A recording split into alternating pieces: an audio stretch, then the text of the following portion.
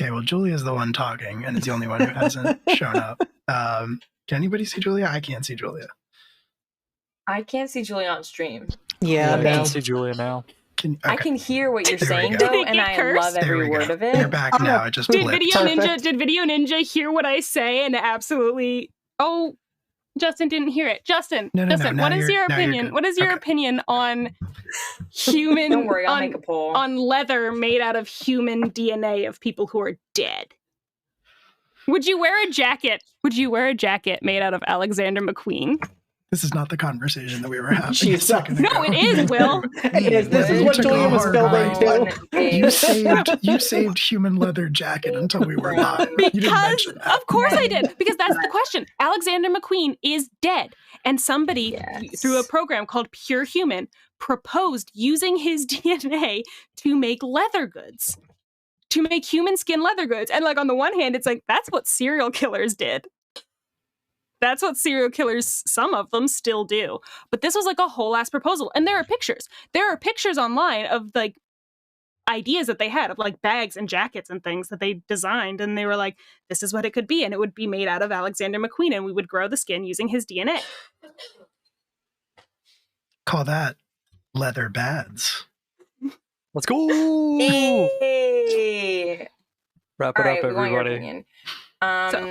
So that's what I want to know. Like, what? So, like, when you die, who owns your DNA? When celebrities die, what do we do with celebrity likenesses, such as their holographic visages in like movies and concerts?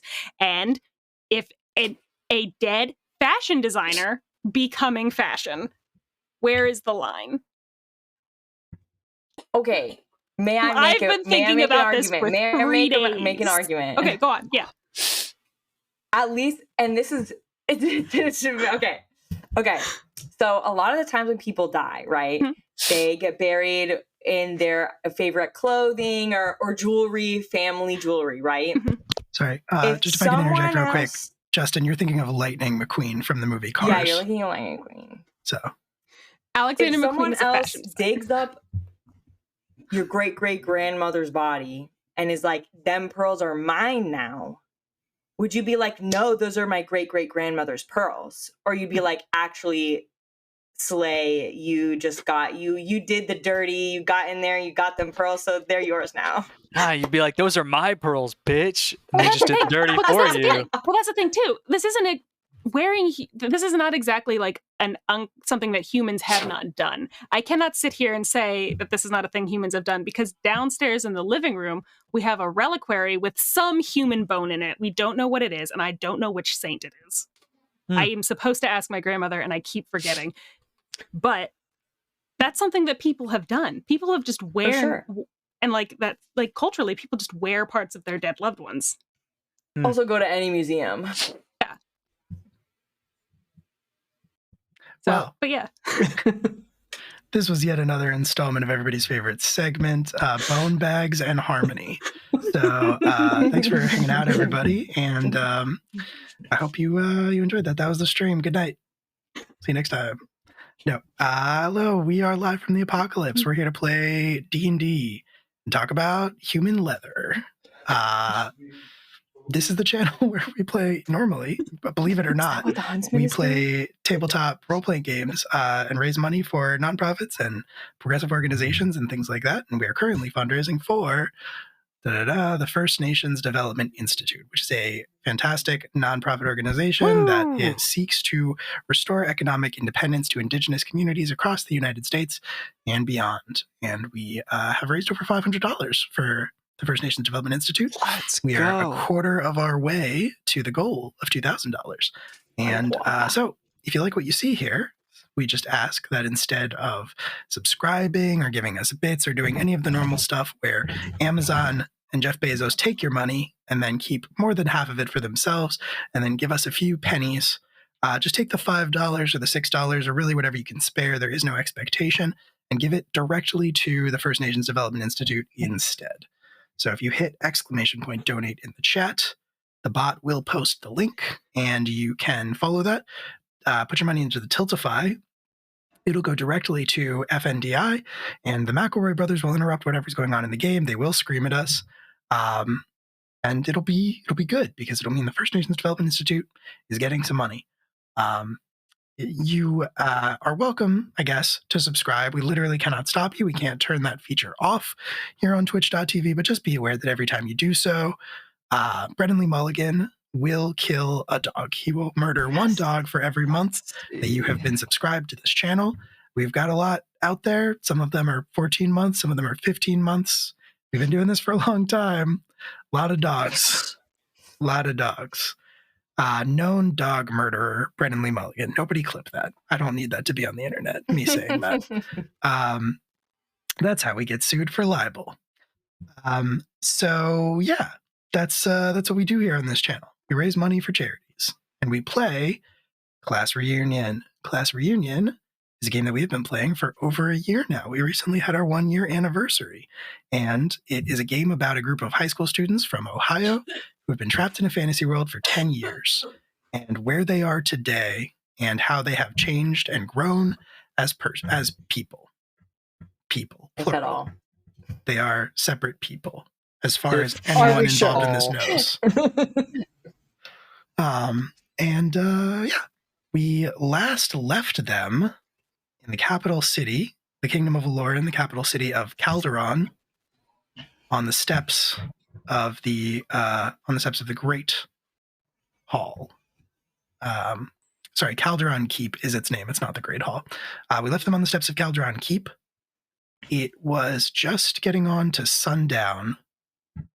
A lot had happened, and Wayne Hovacek's animal companion had just manifested and said that he sensed danger.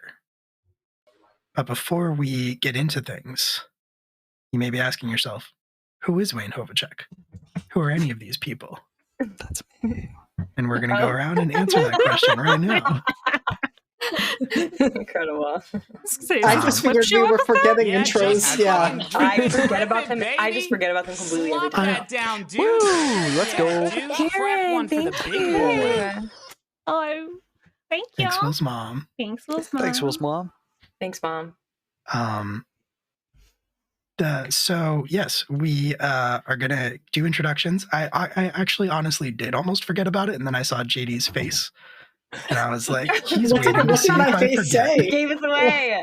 Your face said that you were waiting to see if I would forget to do the introductions again. You read my face very well. Mm-hmm. Thanks to that, JD, you can go first. Cool. So hi, I'm JD. I play Hunter in Class Reunion. They are our ace agender ranger who is going through a time. Not a good time, but a time. It's fine. They're fine. Everything's fine. What else? Okay. I do so many things. You can also find me in Academy H every other Sunday. We'll be recording this coming Sunday. I play Casimir Bright. I am also with Tales from the Table Studios for the SCP Foundation game, A Crumbling Foundation, every Monday.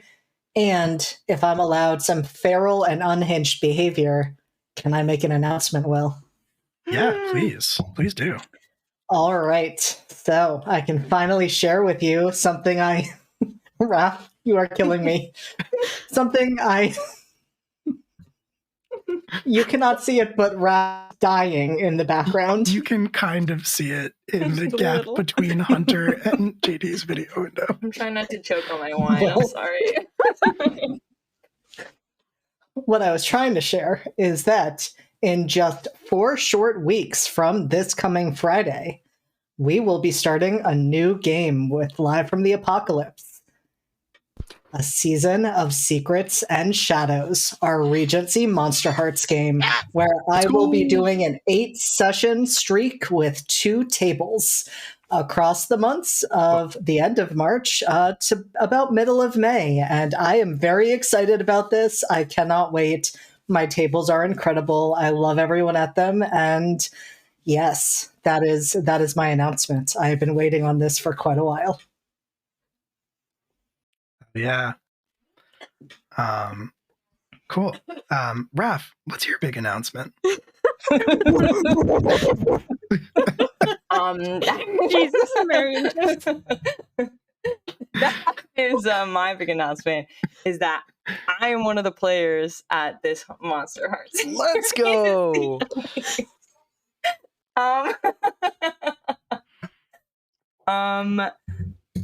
Yeah, but in the meantime, I won't tell you anything else, but You won't tell us who you play. No, they'll just have to tune in, you know? No, in this game. You won't tell us who you play in this game? Oh, in this game, yes. Okay. In the meantime, I play Max Miller in Class Reunion, and me and some other people are the dedicated Academy Age fangirls and fanboys, and fandoms. That's part of your introduction now. It's a part of who I am. It's ingrained in my being. It's part of my essence. Fair. So, you know, Fair. and yeah, Max is also going through a time, but you know, it'll be fine. I hopefully we'll get to punch some stuff, get some of this anger out, get some of this questionable, get some of these feelings out. You know what I mean? So. All right. Perfect. Did you enjoy the most recent episode? I haven't listened to it. I've been so busy. I know, I'm a fake fan. I'm a poser. Mm-hmm. It's the truth. Yeah. That's my second announcement. Gate kept. Julia. Oh, it's me. Hi. I'm Julia. I'm the local Delaware cryptid. In this game, I play Kelly Violet, who is our horrible rogue / cleric hybrid. She was doing highwayman activities. She's basically achieved her long-term goals, and now she's just here to make sure her friends from high school don't get themselves killed. And that's pretty much what she's doing. I also play Lyra Kroll in Academy H. She's having a time right now, but it's fine. It's all gonna be fine.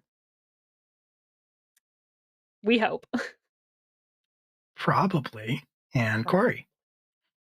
Hey, hi, hello, hi, it's me, Corey. I play Wayne Hovacek, the greatest Gritsky player of all time. So good that it just wasn't any fun anymore, so I retired.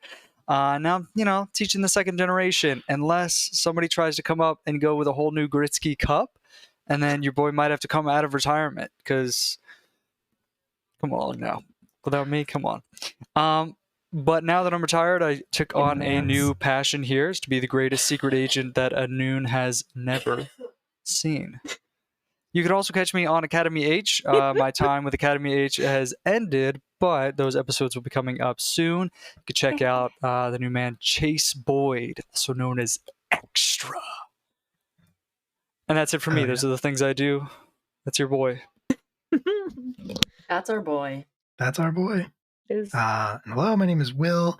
I run this game and I do a bunch of other things. My captions aren't working for some reason, but that's fun. And I do a lot of stuff here in Life from the Apocalypse, and it's pretty much all here. I think the only thing I have going on, you can catch me this Saturday, and then not for like 5 Saturdays, but after that for some more Saturdays over at Girls Run These Worlds, playing Perpetual, Sad Boy, Jonah Heim, in the School of Stars, a Kids on Brooms game. And that's been a lot of fun and very sad, and you should check it out on Saturday if you are so inclined. I think the VODs for the first 2 episodes are out. We will be taking a brief hiatus, but then we'll be back. And things are a little bit quiet on LFTA right now, so come back on Sunday for a new episode of Academy H. This is our only stream this week, so enjoy it. Are you going to sleep? I sleep all the time. So my partner, I will just one last brief tangent before we start actually playing this game. My partner Googled and apparently came up with this term that exists called micro sleep or micro naps or something like that. And she's convinced that I do that. But that's because I sleep a lot. Micro nap. Yeah. That's me Googling it. Presumably it's a thing. Also, it's maybe a sign of like, yeah. But it's like involuntarily falling asleep for like short periods of time, and sometimes it's linked to like sleep apnea. Sleep apnea? I was going to say, which is why I'm giving you this look, Will. It's a popular theory. Stop watching the stream, Mom. Keep watching forever. We love you here. Oh That's no, does your mom hilarious. have an opinion about the DNA and the jacket? She was not here for that, and I Karen, don't think we should would trouble you, her. would you wear a bag made of human leather? Is all I want to know. Okay, good night. Thank you. Let Thanks, the woman Mom. sleep. I mean, just wait until your mom's here for Monster Hearts. Mm-hmm. Yeah, what about your We're not- announcement, huh? We're not talking about it. Hey, my captions are back. That's a good sign. Let's start playing the game, shall we? All right. I feel like I'm On losing it. said, we're very It's loose tonight, hilarious. which is fine. On the steps of Calderon Keep, you were all standing. Max, you had come outside to fight Wayne. Yes. But when Wayne's giant Saint Bernard manifested next to him in a swirl of marshmallowy cloud and hot chocolate, So precious. he looked tense. Unusually tense for the lovable Saint Bernard that Borkus normally is. And he pointed across the city, which is laid out in front of you in the fading light of the Calderon sunset, and said, "He's out there, Wayne. Something's happening."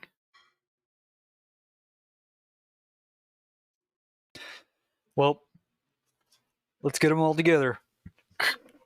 Kelly, Violet, and then adding in Hunter, adding to the group chat. Hello, Hunter and Kelly Violet. Can you both hear me at the same time? Over and out. I think only Hunter can hear you because that's the name you said second. Yeah. Then he said Kelly Violet again. That's true. Mhm. That's true. That's true. So you both get brief flashes, and you can surmise what Wayne is trying to do. It must be hard to talk behind somebody's back with these on. Be like, oh wow, Kelly Violet, isn't Max a piece of shit? You just hear, Max is a piece of shit. The Wyverns used to have a big issue with bullying, and so that's why they're designed that way, so that nobody can talk about anybody behind their back without them hearing about it. Guys, we got Valid. trouble over here. Meet us on the front of the steps. We gotta go hunt some monsters. Hunt some hunters. Or a monster. We're huntsmans. We love Hunt hunters. some hunters. Oh, wait. Don't love that. Don't love that sentence. Yeah, I think between the two of us, Hunter and Kelly can figure out the message, and then we'll just be like, okay, time to go. Time to get our stuff. I mean, there are plural hunters now. Yeah, but in case you forgot how much of a dick you were last time you made one run away. Oh, I didn't forget. But Don't we worry. know you didn't forget. You know. I never forget anything about this game. I definitely never ask Julia to tell me what her notes say happened last time before we start. It has never My once Notes happened. from last time say Borkus is a good boy. You know Well, what? that's all you about need to it, know. honestly. Yeah, that's all you need. All right. So you all surmise the meaning of Wayne's message, and you gather on the steps of Calderon Keep. Again, the sun is going down. It's getting darker every second. What do you want to do? Go after this guy. Clearly. I was gonna say, I mean, I think pretty much just follow Borkus if Borkus seems to have Mm-hmm. a hit. I do feel like it is my responsibility to check in on Hunter, who was mid breakdown when we ended the last episode. Legally, the we great have to thing- check in on Hunter. The great thing about Hunter is they probably would be that person who sets a timer and cries for 15 minutes, and then when the timer goes off, it just goes back to the rest of their day. So they are Compartmentalized life in boxes. exactly. So they have definitely compartmentalized. I mean, they look pretty terrible. They've clearly been crying. They have not slept or eaten for at least the last 24 hours, but they're ready to go. They've got their bow. They've got their arrows. They are here to deal with the huntsman. Very cool. I do actually kind of like that idea as part of like Orn culture, because Orn are so in touch with like nature and the world itself. I like their life. I like the idea that maybe their life is very like cyclical. Like you have feelings, and then it's time to feel those feelings, and then it's time for the cycle to move on, and you have to go do other things instead. And so feeling time is done. Then we move on to the next time. 100%. I love it. That's very cool. Great. All right. So if you, Borkus will say, we going, Wayne? Let's get to it. Follow me. Try to keep up. And Borkus, with a big woof, is gonna leap off of the steps and just take off running into Calderon proper as fast as he can, which is pretty fast. What's his speed? It's pretty big, right? I think it's like 300. What? I think it's like His 50 because I think we're using the speed of like a war horse or something like that. So. It was like Something 50 feet. Oh, okay.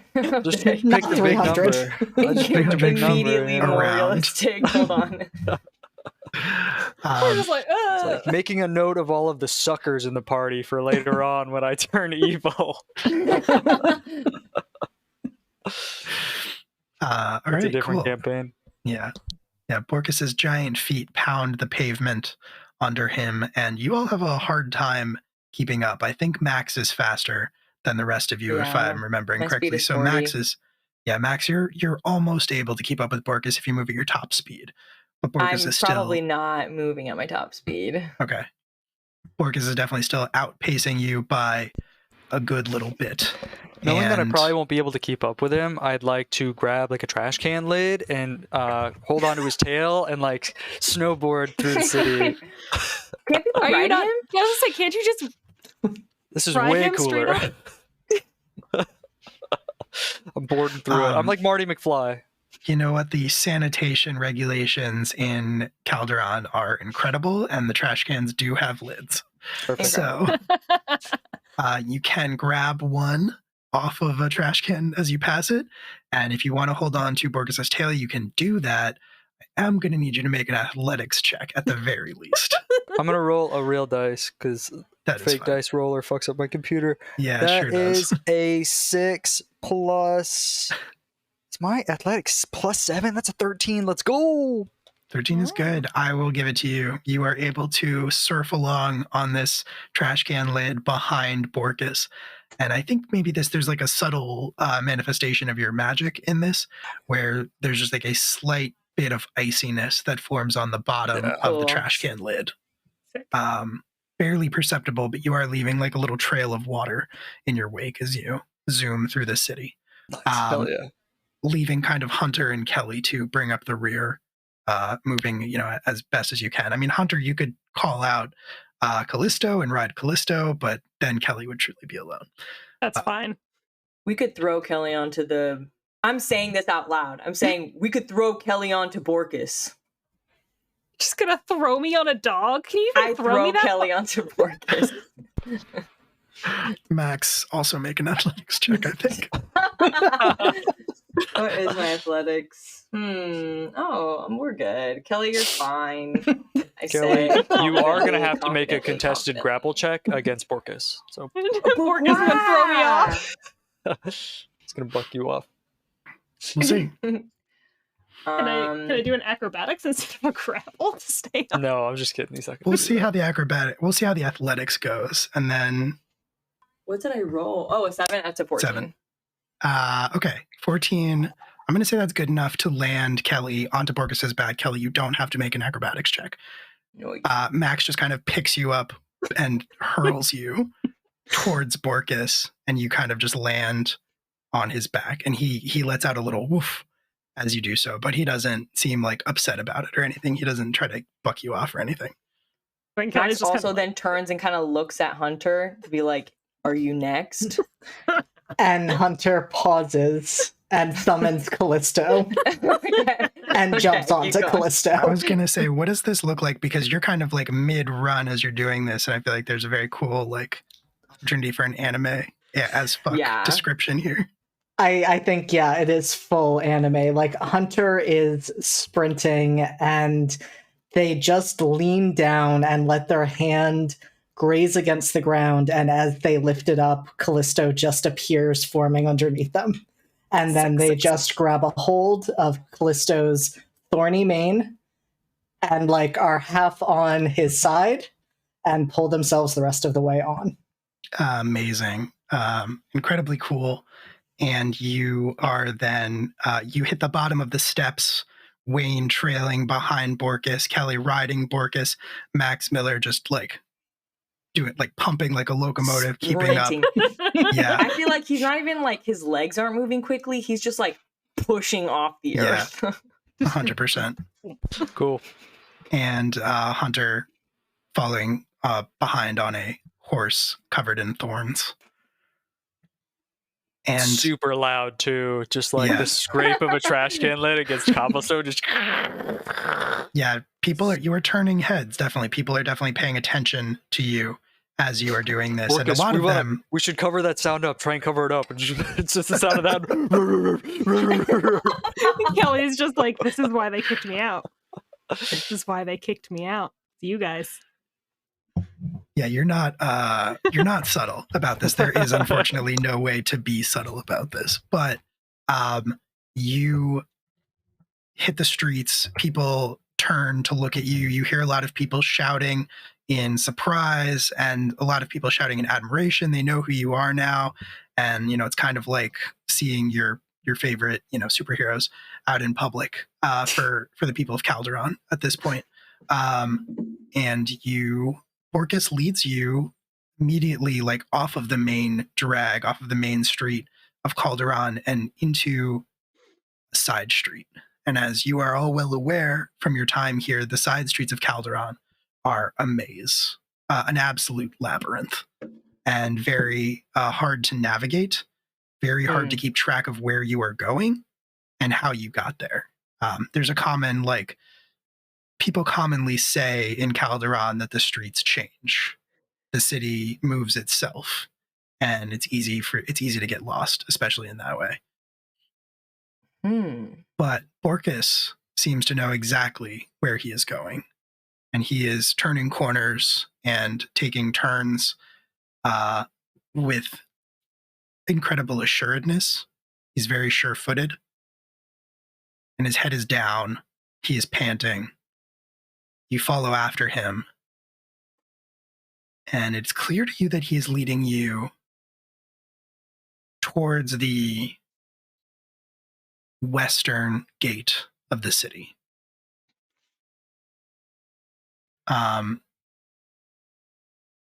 If you just follow after him, the passageway, the alleys start to get narrower and narrower, and eventually you can't stay abreast with each other anymore. You have to go single file. Which I imagine will probably mean Max is going to end up bringing up the rear just because you are a little slower than Borkus and Callisto. Yeah, I also, if it's possible, I think Max would bring out the guillotine and just like have it swinging, ready to like chuck it if need be from the back. Nice.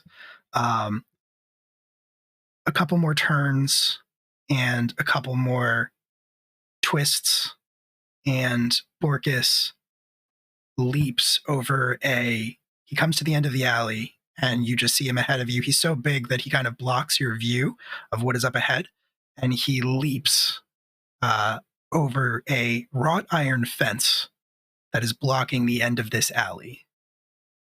And he's gonna drag Wayne with him. I grind up the fence. I was gonna say, I think you are gonna need to make another athletics check just to make it over the fence. Yeah. Kelly, I think you're fine. You're on Borkus's back. It's a 14 plus 7 is a 21. 21, that is enough. You can the shit out of that rail. You sure can. Yeah, I think you reach down and you kind of grab the board. So you hit the top and then land on the other side, and a little across your view, the yellow letters "perfect" appear in front of you with an exclamation point. You feel like you got some points. And next up is Hunter in the order. Hunter, there's a second where everything kind of slows down and you kind of are taken back to like show riding. Like you are galloping on Callisto towards this fence, and it kind of, the only thing it can really remind you of is taking Callisto, or not Callisto, but taking your horse from childhood through shows. Yeah, I was going to say, this is very familiar to Hunter. Like, Yep. They know exactly what to do. And I don't think it would be the first time they've jumped something on Callisto. It's probably the first time they've jumped something that reminds them quite as much of the jumps they used to be in the show ring. But I would imagine when they've been riding in the woods, they've had to jump over tree trunks and things like that. So this is something they are well practiced in. Fantastic. I always forget if riding is a skill in 5e. It is not. Okay. Animal handling? Yeah. Yeah. That's my thought. Animal handling? Okay. Because Callisto is more than capable of making this jump. You just have to get Callisto to do it.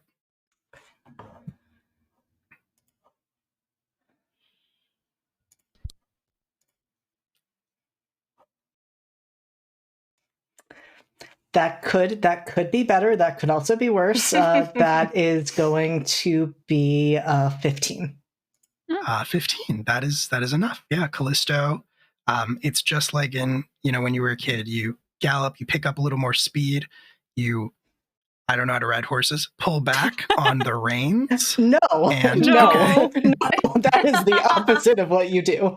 Cool. I will walk you through this, Will. Okay. No, so Hunter just sees the gate coming up. They measure Callisto's pace, see where the takeoff point is, and rides easily out of the shadow of the saddle just as they hit that spot. Callisto floats over, they land, settle back down into the saddle, and keep going. They fully give Callisto his head because that would go very badly if they didn't. Fair. Max is behind Hunter, I assume, never been more attracted to them. And Max, it is, how are you going to get over the fence? You are bearing down on it just as fast as your friends. Yeah, I'm running. Max is fucking booking it. And is gonna go ahead, and you see like the black tendrils of his rage just on his legs, and I'm gonna use Bestial Soul to extend my jump. Whoa. I don't know why, but you started to say that, and I thought you were gonna like say like B shape, and I was expecting you to be like, I don't have goat legs. B shape. I was prepared. I don't know why, but I was like, yeah, and then he's gonna turn into a goat man. Absolutely. Yeah, I do. Turn into a bee. Then B shape. The bee movie. B shape. Exactly. I use Bestial Soul. Basically it lets me extend my jump by the number of feet equal to my roll. Cool. So roll it. Or my check total. So whatever. I guess that's roll anyway. Semantics. Gee. Where is these athletics? What is the athletics? I just did it. Boom. That's a 21. Plus 7. So 28. So you can jump 28 feet into the air is what you're saying? No, I actually totally understand. I pulled up the jump calculator, but... Okay, whatever. It's enough. I think I can add 7 feet to it, but... Okay. It's more than enough, and you can just clear... I can add 14 feet to it, sorry. I was going to say, just leapfrog over all three of us. Yeah, I mean, for a second, like, Max, you jump, and I think you're, like, the buildings in Calderon are not that tall. At least not in this part of the city. So I think you jump, and for a second, your head, like, clears the top of the building in this on either side of this alley, and you kind of like can see out over the city. I think what I will say actually from that viewpoint, Max, is that you can see ahead of everybody into the into where you have been heading, which in this particular case, you see the remains of a building. You're not sure if it was a house, if anybody lived here, or if it was just a kind of warehouse. There's not much of it left standing. It's very ramshackle. Parts of the walls are missing. Parts of the upper floors have completely fallen down. It's a 2-story house, and everybody else approaching, I think you'd see as you land on the other side of the fence, Borkus is kind of going to slide to a stop in front of this. And you see the same building. You can see that efforts have been made to block it off from people who would otherwise see it or would try to enter it, because it is in very bad condition. And clearly the city doesn't want anybody to get hurt. But Max, from your vantage point, you would be able to see on what remains of that second floor, basically just a decaying platform at this point, you'd see a figure lying there. Lying there? On the platform of the second floor. Very unstable. Okay. Just a section of the floor that has not fallen through yet. Oh, shit. Okay, You'd really only be able to see. You'd really only be able to see that they're wearing like dark clothing at a glance. Okay. But they're not moving. Okay. And how far are we from the building? How many hours? Yeah. Also a good question. You can't check that, unfortunately, with a brief second in the air. But that's fine. But yeah, how far are we from the building? When Borkus slides to a stop, you are maybe 10 feet away from the building itself. I think, though, as Borkus stops, his hackles will go up again, and he's going to growl. Okay. What would you like to do? As soon as I land, I think Max is going to like skid a little bit and then turn to the party and say, "There's a body on the second floor. It's on a platform. It looks unstable. It could collapse, perhaps. I don't know. But there's someone up there.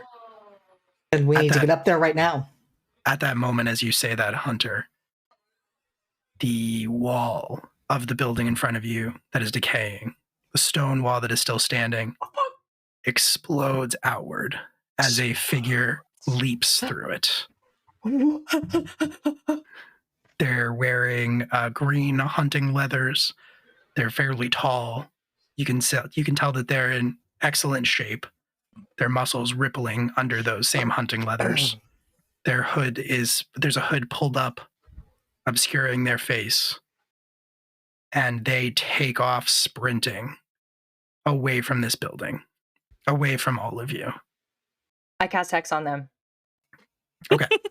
We are going to roll initiative. What I will tell you as we get into it, we're going to roll initiative, but that them exploding out the side wall does seem to destabilize what is left of the building. And you can see that it starts to teeter and totter back and forth a little bit on whatever is left of its foundations. Not good. Not good. What is my initiative? Also not good.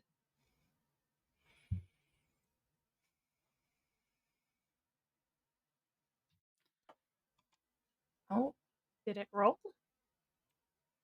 Come on now. Sometimes it just needs a second to think about it. Mine's just like, there we go. Hey, ow! Okay. And it's just like shaking. What did Max get? Oh, got 8. Sorry, what'd you get? 8. 8. Okay. I got an 8 too. I got an 8 too. Oh my God. Wow. You both definitely go before me though, because my dexterity is bad. Kelly's is a 17. Okay. Okay.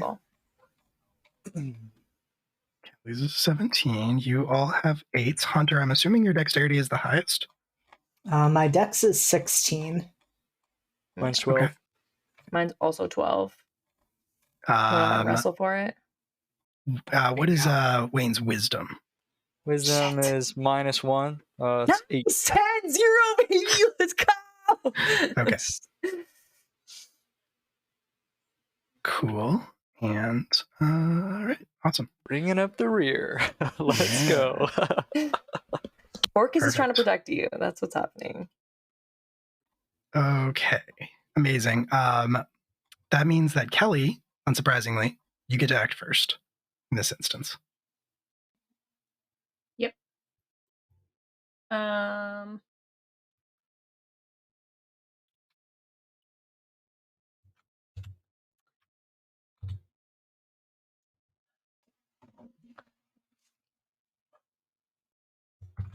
I'm gonna cast Hold Person. Incredible. Interesting. On whomst? Well, here's the thing. I'm pretty sure it just paralyzes the person. It doesn't actually hold them in a spot. So, like, even if I did it on the person up there, it wouldn't actually help them if the building collapses. So That is correct. I'm gonna try on the guy running away because hopefully, if I can hold him still, somebody can go get that person. Fair enough. So I'm gonna cast it. They get to make a wisdom save. Okay. What is the DC? 14. Unfortunately, it is not very high.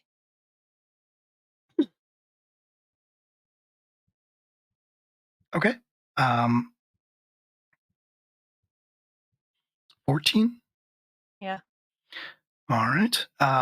Your spell goes off. What does it look like? So I think what happens is this person probably runs past Kelly and she reaches out and tries to just physically grab them and she misses. And then in her frustration, she like takes a step to try to grab them again. And that soft lilac purple color that kind of happens like ekes out through the ground and snakes from her feet down like across to their feet. And like as they step, it just holds and sticks. And then the next foot comes down and it holds and sticks. And then they're just stuck there. But it is concentration. So Kelly's just like standing there like, oh God, what'd I do? And that is so that is Kelly's turn. The figure stops running. The figure freezes in place with this soft lilac light kind of covering their body.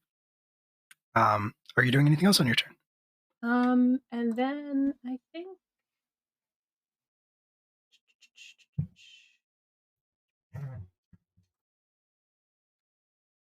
let me just check one thing. Yeah, as a bonus action, I will cast my spiritual weapon and I will just drop it like right in front of the person, kind of like menacingly. Just the little electrical ball just kind of like plops on down. Just in case. All right. Okay, very cool. That will be my turn. You drop your spiritual weapon, the ball of electricity, in front of them, and that means that it is now Hunter's turn. And Hunter, you can see that building, what's left of it, still sort of rocking back and forth. So, first question. I know you had said the figure is up on a platform on the second floor. If I stood up on Callisto, would that get me high enough to jump up to that platform? To jump up enough? Yes. Okay. That's what I would like to do. All right. Make an acrobatics check to stand up on a moving thorse and then sort of just kip up onto a swaying platform. This is where all that rodeo clown training comes in handy. Yes. That well-established rodeo clown training in Hunter's backstory. I knew it would come in handy at some point. It's chapter 3, Will, please. Ohio is a weird place. I hate how this dice roller hates me and just is vibrating. Is it doing the thing where it just shakes? Yeah. Sometimes if you just tell it to, oh, there we go. Okay. That is a 17. Okay. 17 is good enough. I'm going to say you can leap off of Callisto's back and land on the platform. As you do so, I'm going to say that is probably your action. But as you do so, you see that this figure that is lying here is other Hunter. I knew it! Oh my fucking god. You're like, it's a figure in dark clothes. And it's like, Hunter. You also see the pool of blood under them from where their arm has been removed.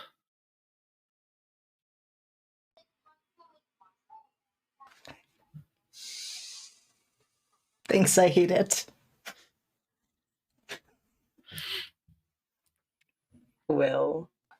You all knew what this was. We knew. Everyone in chat, everyone in I this told game. Raph. I was like, I knew what. I was like, Will would never. That's You did exactly not what they think said. No, they did. They were like, Will wouldn't do that, and I was Will like, wouldn't he do would. that at all. That's I too call cruel. bullshit.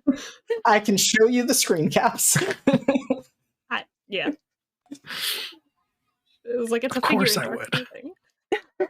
You're a monster. I keep telling you. Now I know. Now I know. God. I am an architect of misery, as we have established in the Discord. Arriving. God. So, Hunter, Cool. what are you going to do?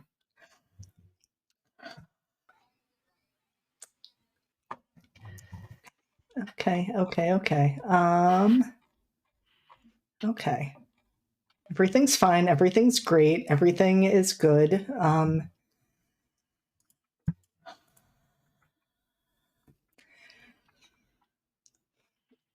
Am I allowed any action to attempt any sort of first aid, even if I can't? / could I cast Cure Wounds? I don't believe Cure Wounds is a bonus action, Okay. which is what you Yeah. have left. Yes. So I think the only thing Hunter's going to do is check to see if there's a pulse. All right. I will tell you that there is a pulse. Okay. There is a pulse, definitely. A strong pulse, even. It does not seem like this happened all that long ago. Okay. And it's Max's turn. Max Miller's It's my turn. Um, Yeah. Max, I will take this opportunity to say that you can see Hunter is standing on the platform now as well, and it does seem to have destabilized. Yeah. I figured as much.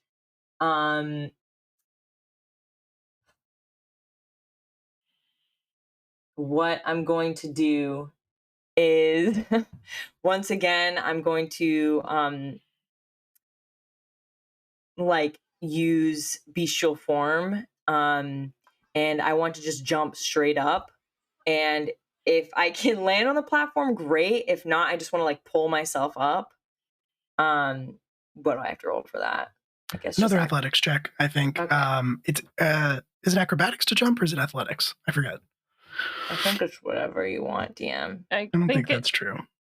But well, I think there is nuance because I think it depends on what you're trying to Oh accomplish. wait, hold whatever on. you're better My at. bestial form specifically says when you jump with strength, acrobatic or athletics. Cool. Sorry. cool. So athletics So, it is. I don't know if in general it's athletics, but at least for this feature it is. Okay. Now I'm worried, so I will double check that. But yeah, when you jump, you can make an athletics check.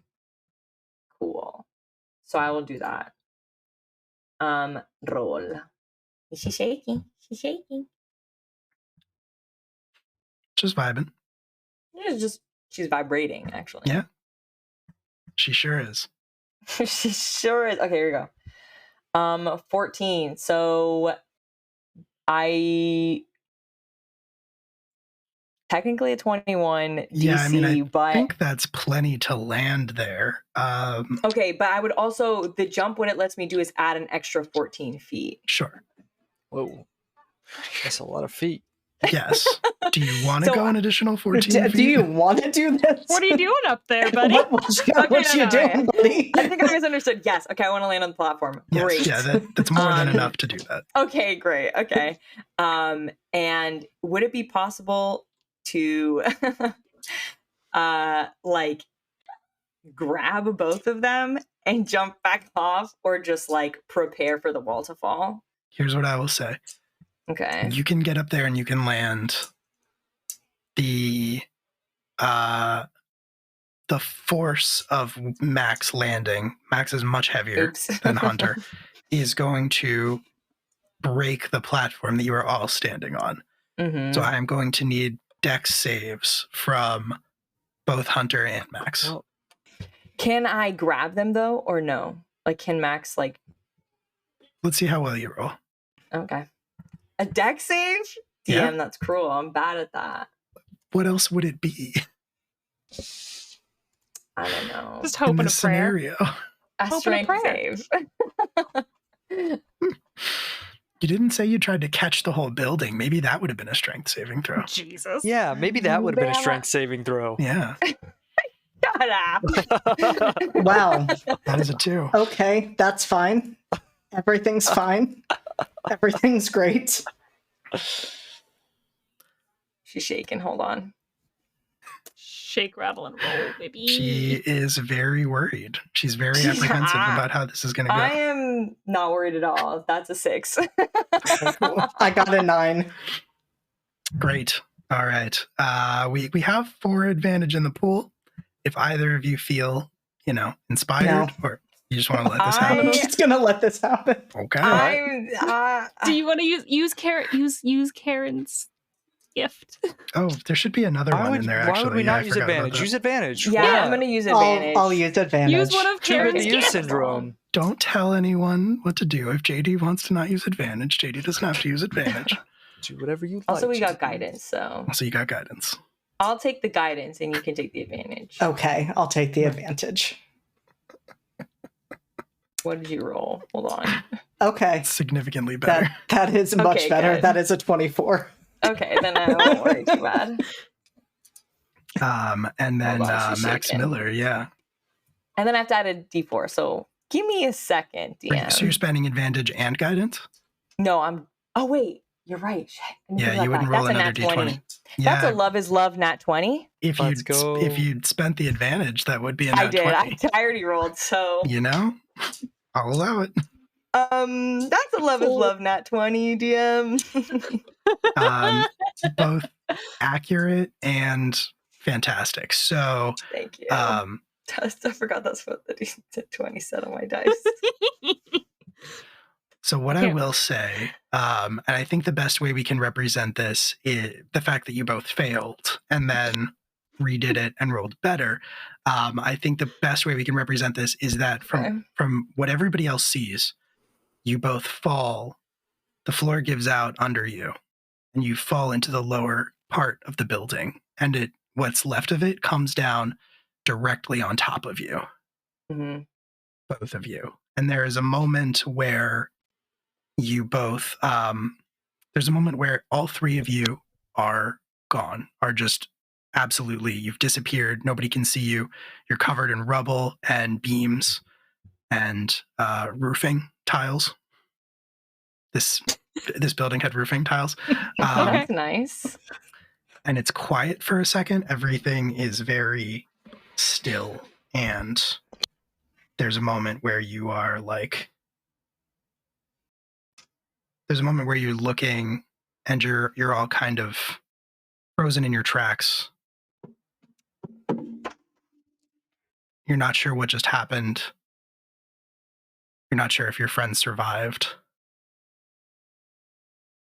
And then you see some of the rubble start to shift as from the depths of the collapsed house, the large form of Max Miller rises up, just throwing a gigantic wooden beam and stone and dust everywhere. He stands up, and you can see that both Hunter and other Hunter were under his form, and he protected them in the fall with his own body. Could I have like pulled out my shield at the last minute or something like that? Absolutely. Cool. Yeah. Yeah, I think Max stands up and just kind of looks down and he goes, "Oh shit, sorry," and just like pulls up Hunter. I guess that will be my turn. That is a very full turn, Hunter. You are looking up So at Max. sorry, You are unhurt. I didn't think. And Wayne, it's your turn. All right. So I would like to walk over to the form that is now frozen. And I would like to. Does it have a hood up? It does have a hood up. I'd like to pull the hood back and just take a peek at who's under before I fuck its day up. As you reach out for the hood, there is a surge of something, some force that emerges out of their body. The lilac light that has been holding them in place dissipates, just kind of utterly torn to shreds by this force that is radiating out of their body. And they grab your hand as you reach for the hood. They reach out with their own hand and they grab it. And as they do so, you can see this is not a normal hand. It is silvery. But there aren't like plates and joints and things like that, things that you've seen in mechanics, especially in Barrow, especially in Ohio even. You can't see how this thing works. It almost looks like water or mercury or something. Wild. He grabs your hand as you reach for the hood in his own, and the grip is solid. It will not move. It will not budge.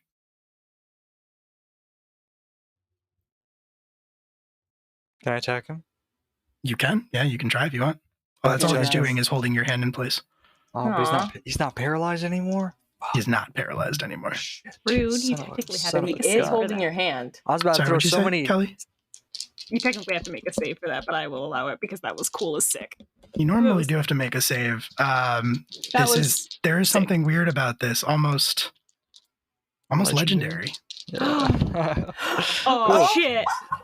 Cool. Oh shit! Oh, I would like to attempt to hit this man in the head with a Gritsky stick. Okay.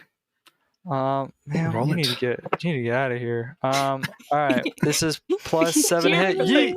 That's a nat 1. On the first attack, yeet. That's a nat 2 on the second attack, and for the bonus action, that is another nat 2. This You're cat taking is, advantage now. This Just cat eat is your a advantage. problem. I was like, oh, let's just see if it's my luck. I got another 7. I got a 3. 18. Let's go! Put None of those the counted. dice, put that dice elsewhere. Is that not? What did you guys do when we all took our dice out into the moon? These to are new bless it? dice. These Why are new is it- They're new dice. dice. Yeah. Where's your And moon then dice? Fucking cat. Yeah, I blame the cat, honestly. Bro, I'm It's telling Juniper. you, she keeps knocking it It off is. the counter. I wonder what she's Yeah. gonna get though. I'll tell you what she gets next time she knocks it off. All right, But please yeah, do. I miss him a bunch of times. I like try and hit him with this fucking Gritsky stick. It's really long, and I'm like right up in his face. I will say that I think what happens actually is you hit him 3 times solidly, like upside his head with the haft to the side of the blade of your Gritsky stick, and he does not budge. He does not move. Damn. And yeah, go ahead. And I end my turn. Okay. All right. He is going to where he still has your hand held in his. He pauses for a second, and you get the impression that he is again looking at you, but you can't see because the depths of the hood are too dark, especially in the fading sunlight. And he pauses for a second, and then he just whips his arm out and kind of sends you flying across the cobblestones. Damn. I think you roll a couple times. In reality, he probably knocks you maybe 15 feet away. You're not going to take any damage from it or anything. It's just knockback. But as soon as he does so, he is going to take off running again. He's going to continue in his mission to get away from you. If anybody's wondering, the cat got a 17. Cool. Leave it at that. Those are Juniper's dice. Obviously. Is Borkus going to go after him? Absolutely, and I'd like to be right behind him. Okay. All right. Borkus takes off running after this figure. Wayne, you follow. And Kelly, it's your turn. If we're still in initiative, which we're not really in combat anymore, but Wayne is going to continue I could pursuit, hit him with the spiritual weapon as he tries to go. Oh, yeah. I could also... I don't know why this is a cleric spell. We love those words. A little You strange. know what I forgot that I had? Channel Divinity, Guided Strike, where I can add 10 to an attack roll. Those were all 1s and 2s, though, so... Yeah. I mean, I could... Here's the thing. So, for some reason, on the Tempest Domain Cleric spell, Blindness and Deafness is a domain spell. Mm-hmm. So I could just, like, blind him and see... Yeah, like a burst of thunder, a blast of lightning, blind, deaf. Yeah, I can see it, but, like, it seems doesn't seem very, like, cleric-y. I don't know. He already shook off one of your spells, but it's up to you. He did.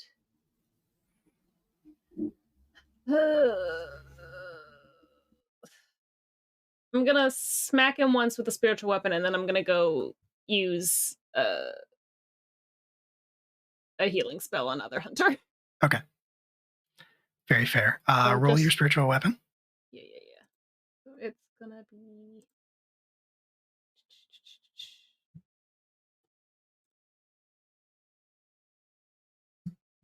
Do the thing. Do it.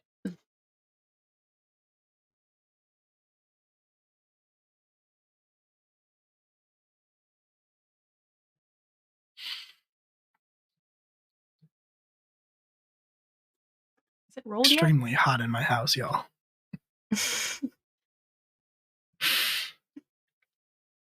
No. Is that a 1? That's a 1, so that's a 7 total. Great.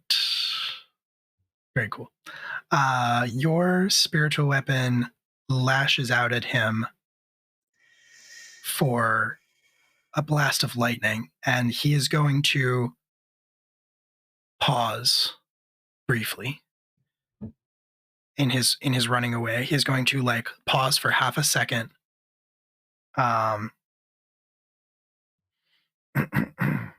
Excuse me, one moment. Just looking for a thing here. He's going to pause in his running away for one moment, and he's going to reach out one hand, that silvery hand, and he is going to grasp your orb, grasp the spiritual weapon in that hand.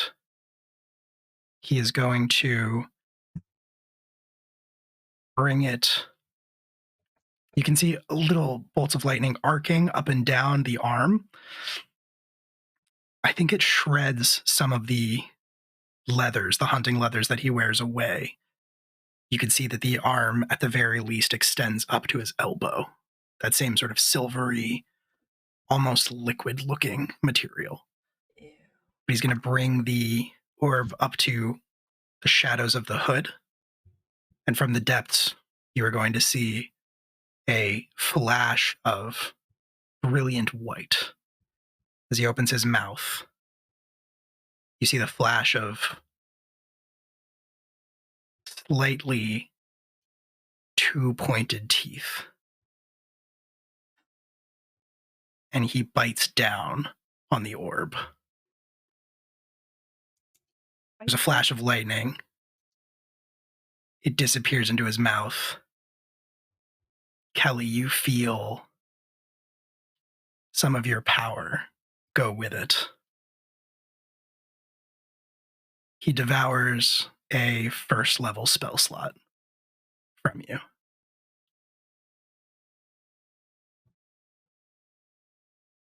How do you even take that away? Mark it as cast. Okay. Like, huh? Okay. Weird. It's fine. It's casual. That's kind of weird. Will, that's enough. That's enough from you. Okay. It's just a game. All right. Have a good night, everybody. This time, as he turns back, that sort of lilac lightning flashes over his entire body, and when he starts running, he is twice as fast as he was before. He retreats expeditiously away from you. And even Borkus has a hard time keeping up with him. Borkus is going to chase him for as long as you tell him to, Wayne. And Wayne, you can try to follow after if you want. But can I finish my turn to heal? Yes. Sorry. Yes, you can. Other hunter? Yes, you can. Absolutely. All right. I'll bop on over there and use a healing word on him. Which is going to be... All right. Yeah. It's going to be 1d4 plus 3. So let's see. Where is the d4 in this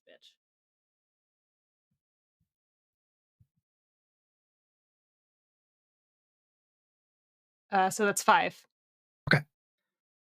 Other hunter regains 5 hit points, and the bleeding starts to lessen. Is this more of your storm magic, I'm assuming? Yes. So then, I think in this particular case, again, lilac lightning sort of flashes across. You can see the wound that is open and bleeding start to heal slowly. Okay.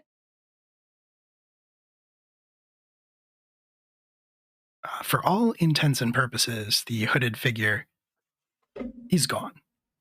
Again, Borkus will chase as long as you tell him to. Max, if you want to do something, it is technically your turn in the initiative order. Depending on what you want to do, we can either abandon initiative or keep it going. Hunter is staring at you, Max. I'm sorry, technically it's Hunter's turn. I forgot. Yeah, there you go. And Max is there.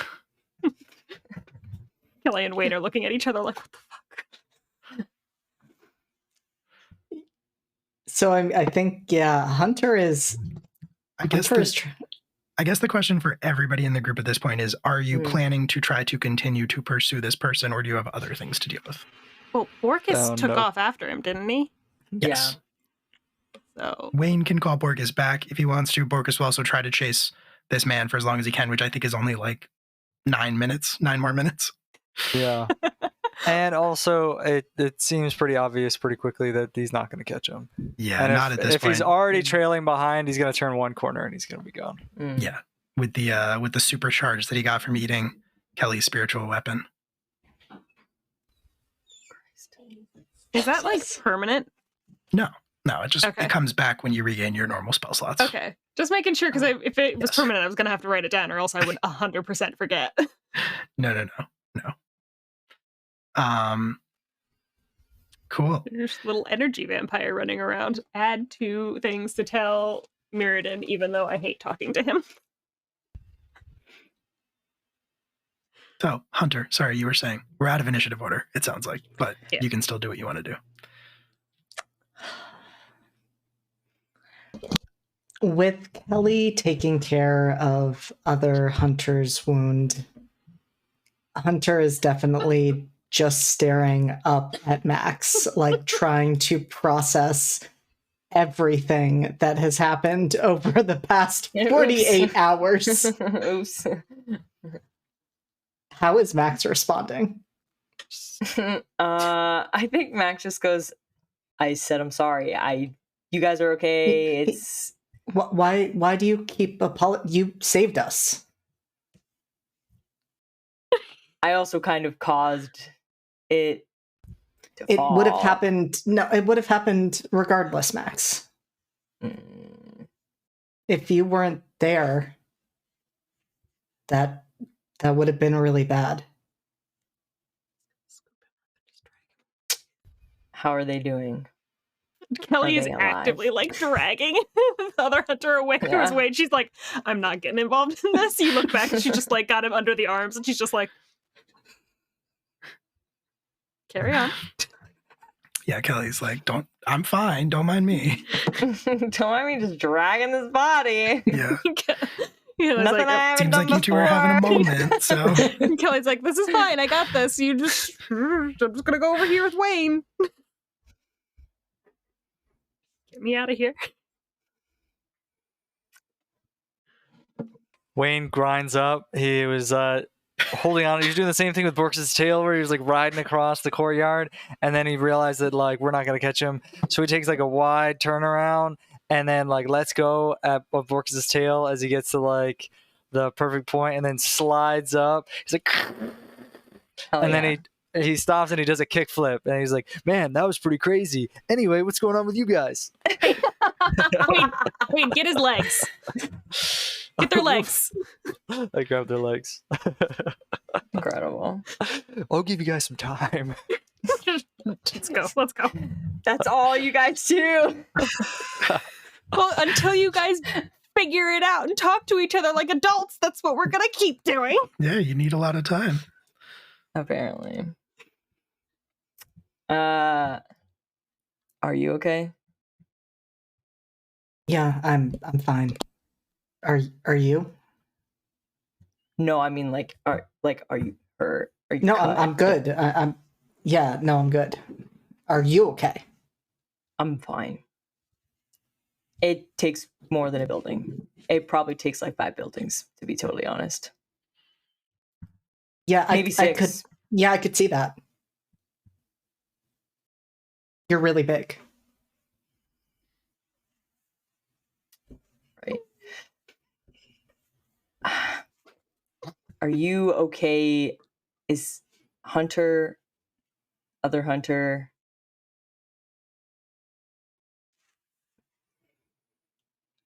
I mean, it seemed like Kelly did what she could for them. For now. Yeah, but how do you feel about it? They could have died. Nice.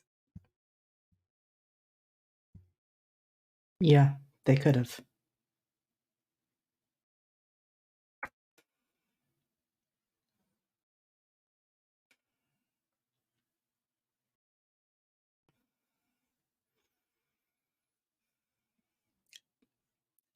There's been a lot in a really short amount of time. Mm-hmm. I just found out they left, and then we found them here. It seems a little... I was going to say suspicious, but maybe just bad luck. What about it seems suspicious? I don't know. Calderon is a big city. And they just happen to get the one person who is closest to all of us outside of us. And maybe mistakenly thought it was you. I didn't even consider that. Yeah, you didn't. You just kind of jumped in there. I mean, I had to do something.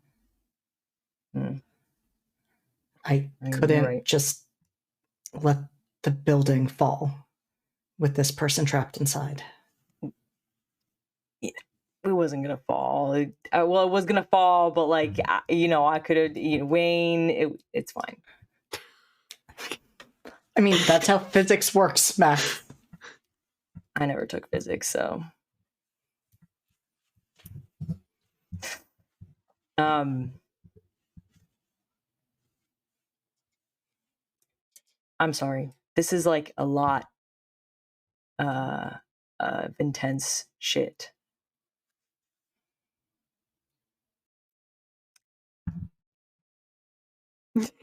Been a while. Just this.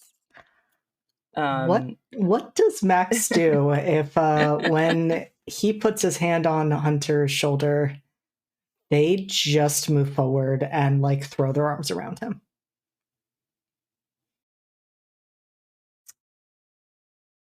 I think Max would slowly just kind of, and then hug them back. It's been a lot. So.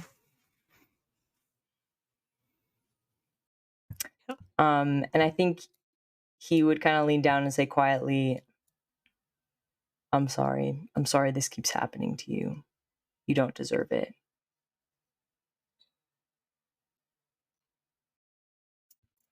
And they just squeeze Max a little tighter as much as they can because they are much smaller than he is. And they just quietly say, thank you.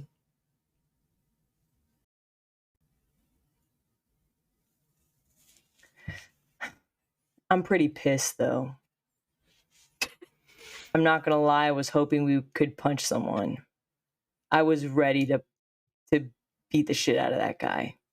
I mean, we could still find someone for you to punch, Max. Max just looks over at Wayne. Kelly's like, do you want to go back to the pit? The argument pit? That's not here, is it? That is in but the we far can go. north of Stormhold. It is, but Kelly's been breaking the rule about leaving the city this whole time, so she will. So she doesn't care. Can we go there? Yeah, why not? We're already out. It's a multi-day journey. No, we just I'll just let him die. First off, we can take other Hunter with us. Second off, because remember, I have an apartment. DM's like, we're going where right now? What? Hunter's gonna veto this. You guys are in charge. I'm just along for the ride. Second off, we just go through that gate. Remember, we took the gate the last time. We didn't. Yeah, you walk took the hinge. We did. You can we take took the hinge straight there. We can just go. Take a kick flip. We can just wherever we need to go. Max can get his frustrations out, and then we can come back. No one will know we were gone. I've been doing it for a month. We should talk to Alec, really. Fine. We should get Hunter back to the keep. I imagine like Kelly and Wayne are just like hoisting him over Borkus, like we've just turned Borkus and I think Borkus. I think as you like start to load Hunter onto Borkus, Borkus says, "Oh no," and then just melts into a pool of hot chocolate. Just grab him. Yeah. Good thing we still have Callisto. Yeah. Because Callisto is still standing there. It's true. Callisto will never melt into hot chocolate. Nope. I'll burn as many spell slots as you want me to, DM. All three. I mean, if you want to keep Borkus around, you can keep casting I use a spell slot. I use a spell slot to bring Borkus away. Right. Yeah. Nice. Borkus explodes into hot chocolate, and the hot chocolate reforms. Immediately. Borkus says, "Oh no," and then Wayne goes, "Oh no," and then Borkus gets summoned back. Kelly's just holding other Hunter under the arms, just under the armpits, just like. Yeah. So he summons Borkus with a saddle. So it sounds like you have two things that you want to do. You want to talk to Alec, and you want to take other Hunter back to the keep. Mm-hmm. Are you splitting up? Do you want to do these in a particular order? What are you thinking? I think. Okay, go ahead. I think, given that this has been like watching pandas try to mate.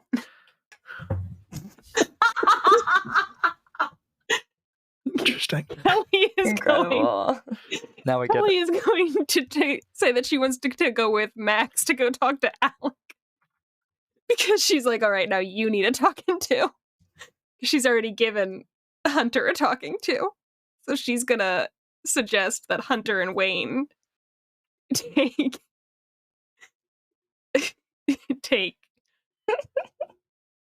They're not bears. Pandas are not bears. Anyway. It's literally in the name. Yeah, but they're not bears. Anyway. I don't care. Max isn't literally a bear either. Anyway. Good point. Kelly's going to be like, well, Hunter and Wayne should take other Hunter back to the keep, and we'll go get Luminary Alec. Hunter is agreeable to this. Okay. Let's go! All right. Hunter and Wayne, you start walking. Here's what I did. So I was thinking, I took, a trash can lid and I rode, on the back there. You could maybe also do that too? You want to, give it a shot? You got great balance. Maybe later, Wayne. But I'll take that under advisement. All right, well, you can just sit on your horse, I guess. The less fun way to do it. Yeah! Wayne, be careful with them. It's like a dog sled. Yeah! Like a bleeding out body on top of poor kid. He's not bleeding out. I took care of that. That's true. Kelly did heal them. Fair enough. Orcus takes off, leaping through the streets, and Callisto and Hunter can follow.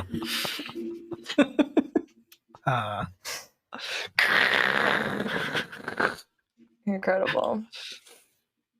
All right. So Kelly and Max, you're trying to find Alec.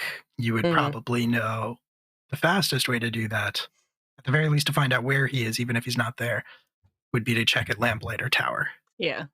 Okay.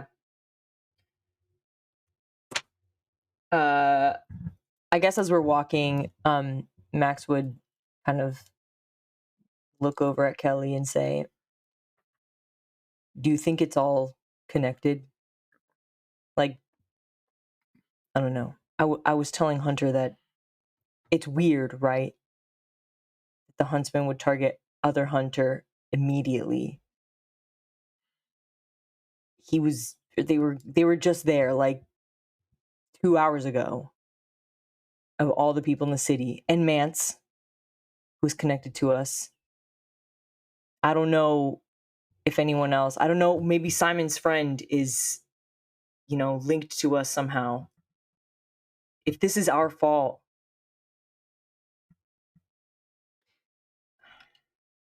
I don't know. It did seem suspiciously timed that we were all back in the city. And it started to happen. But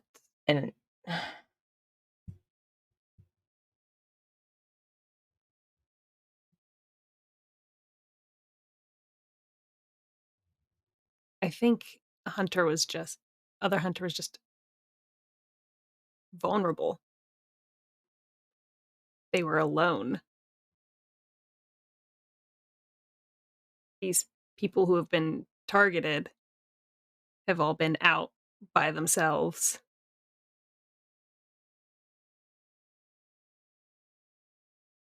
I think that has more to do with it than us. I don't know. We're not normal. I mean, I know we're not normal. We're literally not from here, but I don't think things happen to us coincidentally. And I know that Wayne tried to smell the Denon on him, but what we just saw was not human or anything that we've seen or heard of from this world. If it was just a random serial killer, then maybe, yes, it's an unfortunate coincidence that he took Mance and other Hunter. See, I'm more worried that he's not from this world. We're not.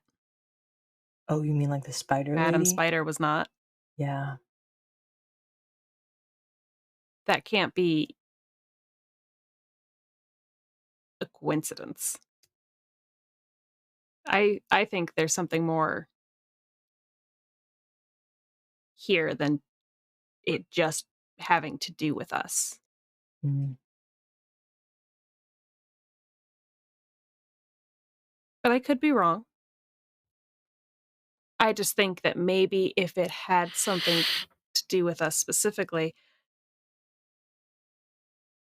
something probably would have happened to Simon then.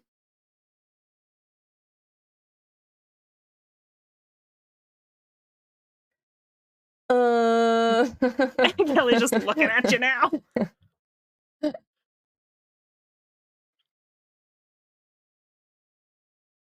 Instead of, someone Simon cares about who was in a lonely, vulnerable state. If it had to do with us,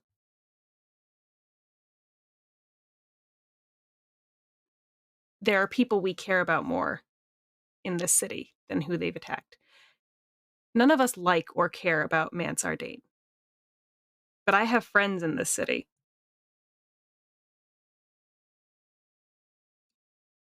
I'm pretty sure, unless they left, I'm pretty sure Wayne's brother and Hunter's brother are still in the city. There's Alec, who's our friend. I think other Hunter was just alone. Maybe everyone should just come to the keep just in case. We can't fit a whole city in the keep. I mean, in case it's connected to us, then maybe we could just have everybody just, just stay, keep. Don't know if that'll fly, Max. It's a big house, I guess. Or that just makes it very, very convenient for this strange, very fast, energy-sucking vampire thing to just come, roll up, and find everybody it's looking for at once. Okay, I'm about to say something stupid, and I know I say stupid things a lot, and I don't know, and I don't realize, but I know what I'm saying is dumb. Yeah. I think we should, or maybe just me, and maybe Wayne, I don't know. Just patrol at night, walk alone, try to bring this guy in. We have ways to communicate with each other. He knows he can't beat us. At the same time. All of us at the same time in one big group chat, in one big WhatsApp. What's a WhatsApp? Listen. The text messaging service famously invented in 1989. One big, I don't know.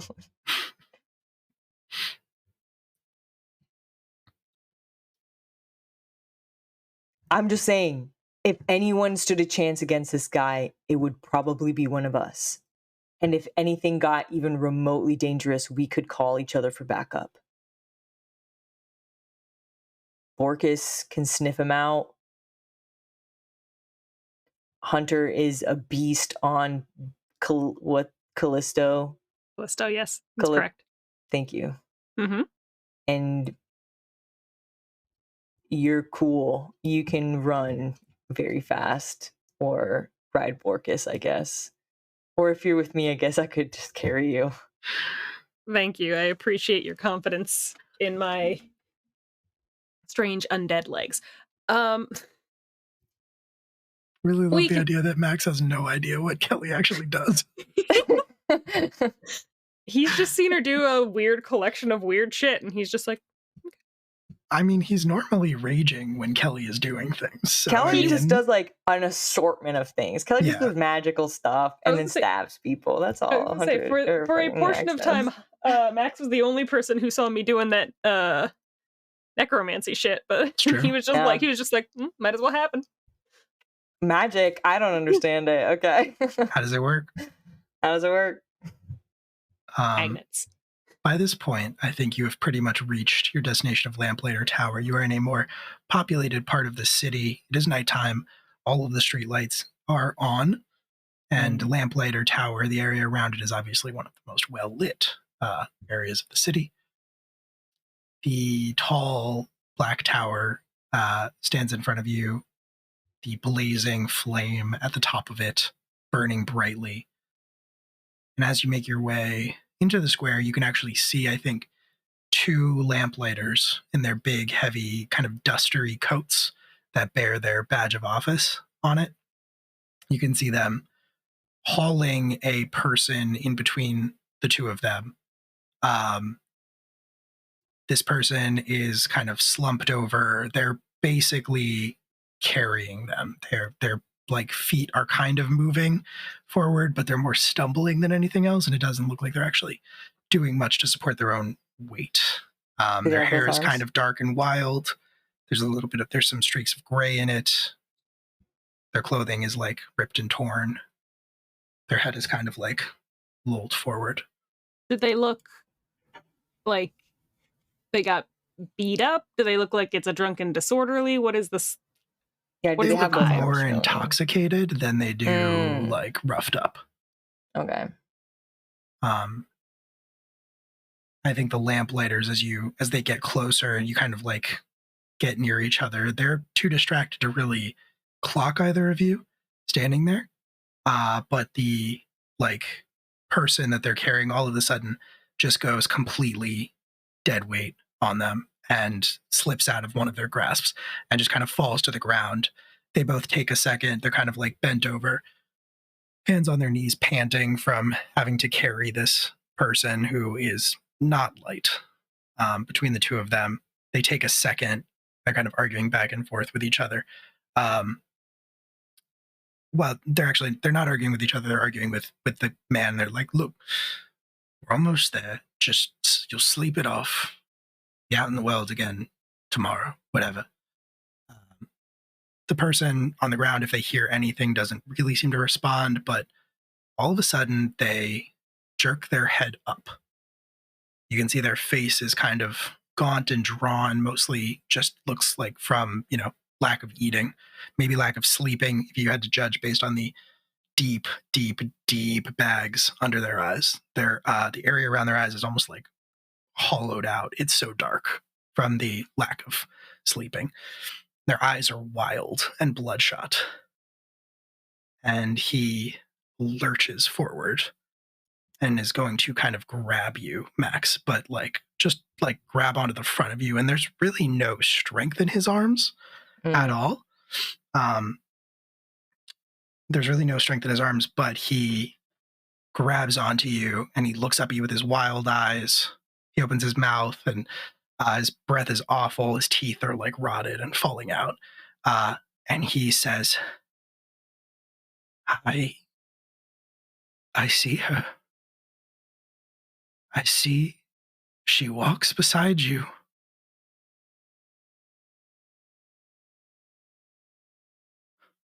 Kelly or... I think he means your bird mom. Yeah. The dark feather queen, she walks beside you. Nobody else can see it. But I can see it. Why can you see it? What can you see? So where? Because everyone else is dreaming. But I am awake. And he starts laughing. And the Yeah, go ahead. Can I just almost out of weird instinct, I kind of want to tap his head and cast protection from good and evil and see what happens. Interesting. Protecting him from good and evil? Mm-hmm. Okay, interesting.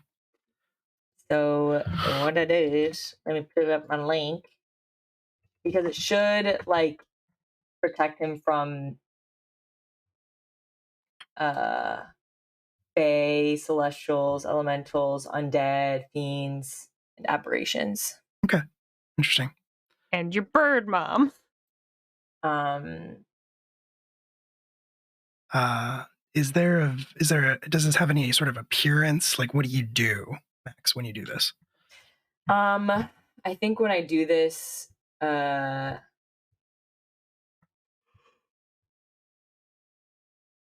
think I'll take a little bit of thread that I have that I used to sew, and I just quickly like tie it onto a piece of his body, I think the easiest would be like a piece of his hair, and just like you do that real quick. Like a flash. Hey, thank you so much, Miko. Thank you for the bits. You do that real quick, and the craziness, the wildness in his eyes, it does not dissipate. Okay. And he continues kind of talking to you. He says again, "You'll wake up soon. They'll all wake up soon." And the lamplighters are going to step forward at this point. They're going to intervene and kind of try to drag him off you. And they said, "Right, that's enough out of you. Let's get you inside." And one of them is going to look back at you. Not sure whether he realizes who you are, whether he recognizes you. It's hard for you to say. But he says, "Look, sorry about this. Every day seems like there's more people out here on this sand business." Where'd you find him? Sand? Down in Sheepside. Sand, yeah, you haven't heard about it. I've been out of town. Is it something to be worried about? It's all over the place these days, it seems like. More and more common. It's this powdery substance. People seem to be dosing themselves with it. Has all kinds of strange effects. Where can we find some? Max! What? No. To investigate. We've got one mystery at a time. All right. Drugs are not our beat. Yeah, I mean, the lamplighters, the one that you asked this, the one who's not sort of wrestling this man away from you, is going to kind of like hook a finger at him and say, like, "If you want to end up with him, I'm sure you can find plenty of the stuff, but I recommend staying away from it."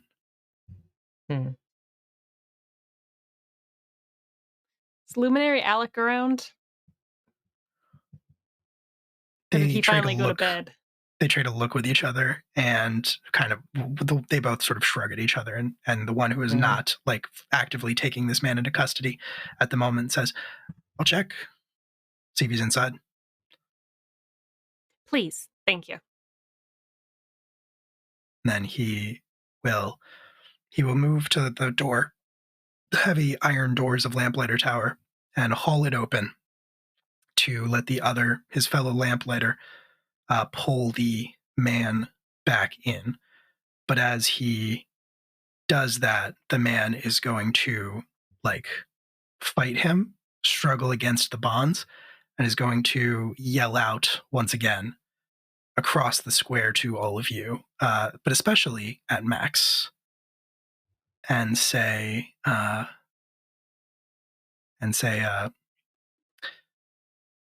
"It won't be long now. The dream is ending. Time to wake up." What dream, man? He just starts laughing. God damn it. As the doors close behind them. And No.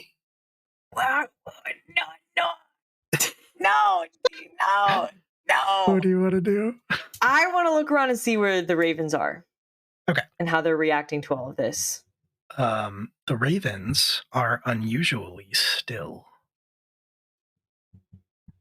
They are perched, actually, all of them, it seems like, are perched on top of the lamps that line the area around Lamplighter Tower. And they're just sitting there silently. Looks like all of their attention is on you. Okay. I kind of look up. That is where we're going to take a break. We're going to take a 10-minute break. Come We're going to take a 10-minute break, and then we will be back. Let's go. Don't go away. We will see you in 10 very short minutes. See you right back here. I don't know why this keeps happening. I found you time, but it doesn't change the fact that it's literally it's like people are always like, "Oh, Beauty and the Beast is about Stockholm syndrome." No, Seven Brothers. More like Stockholm brides for Nice. For Stockholm Brothers. for Let's Stockholm go. brothers. Let's go. Got him. Nailed it. Nailed it. Killed it. Stuck the landing. I'm proud of you. Thanks. I'm dropping the barn dance into the chat for later. Please do. Post game. I've been rolling these dice just like passively. Seem pretty weighted. Or not weighted. Seems pretty unweighted, you know? Seems like I just happen to roll like a 1 and 2 2s. They're just floating off the table. They're so unweighted. Floating off the table. If you desperately need to see the barn dance from 7 Brides for 7 Brothers, feel free to join the Discord. They'll be in the class reunion channel. We give such good content. Listen, Sure do. there's my favorite part about the class. Listen, my favorite part about the class reunion chat specifically is that there's never context. Mm-hmm. We provide No. at least context for some of the other stuff that's happening. Not in there. Never. It's a fair point. Do they You are like a horse in the barn dance, though? Gonna kill that No. dog. I was waiting for you to ask that, Raph. So there's no horses yet because it's the barn dance. It's a barn raising. They go into town to go raise a barn. We were having such a That was nice, where you went with it. easy. We were having such It a can't- nice, but see, pleasant, easy The session. session can't get And then you any had to worse. bring up So horse licking. are sick well, son of all right, here we go. Gonna kill that dog. Thanks, Pookies. Thanks, Pookies. Thanks, Pook. A combined 20 dogs. Let's go. Shame. Fucked up. Let's go. All right. Let's get back into it, shall we? So, all of that goes down in Lamplighter Square, which is pretty fucked up. I think you'll agree. Yeah. Agreed. But the other half of you, Kelly and Wayne, nope, Hunter and Wayne, yeah. Yeah. you took, sorry, I'm used to our normal split The buddy Yeah. cop. here. Yeah. Yeah. Sorry, this is like Fred went with Scooby, you know? So um,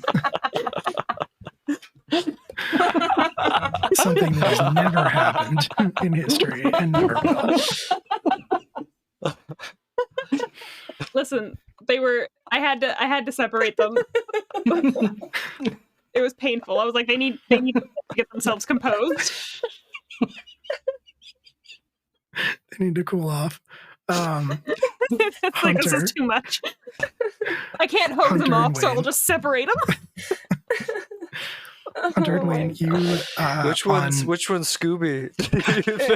I was wondering that myself. I don't think that's a question. I don't think that's a... Ooh boy, ooh boy. You take Orcus and Callisto back with other Hunter to Calderon Keep and presumably back into the infirmary, where that same attendant is waiting. Well, not waiting, but is there attending to patients, and she gets very pale. She gets very like stiff when you walk in and says, not another one.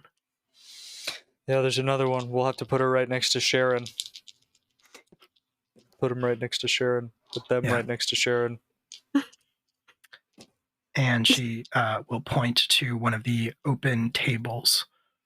It actually looks like a few more people have been brought in since the last time you were here. Not anybody you know, but there are a interesting. few more. She is clearly running low on these sort of glowing blue tables, but she will point to one that is still open, and she'll say, all right, put them there and go through their pockets. And Hunter will. Rifling through other hunters' pockets, you find a few things that you would expect to find, a few like bits and baubles, a few devices that you don't really know what exactly it is that they do.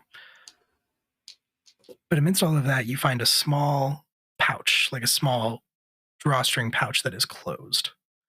And when you open it, you can see that it is filled with what looks like black sand with flecks of gold in it. And from where she is standing, the attendant looks over and sees that and says,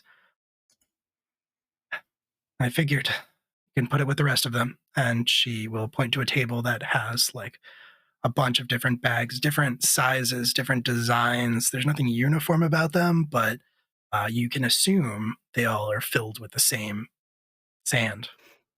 Wait, what do you mean you assumed? Well, everyone else has had this on them. It was hard to tell with the first couple, but after a few more of them showed up and it was pointed out, I started going through everybody, and sure as shooting, they all had them. Sure as shooting. Sure, Sharon. What is it?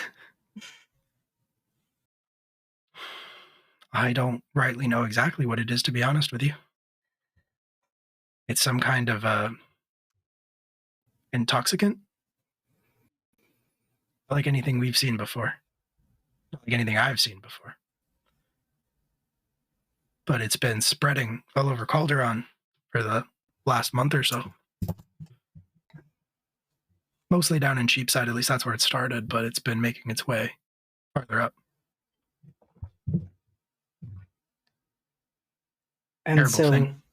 Each person who's been attacked, they've had some of this on them. Yeah.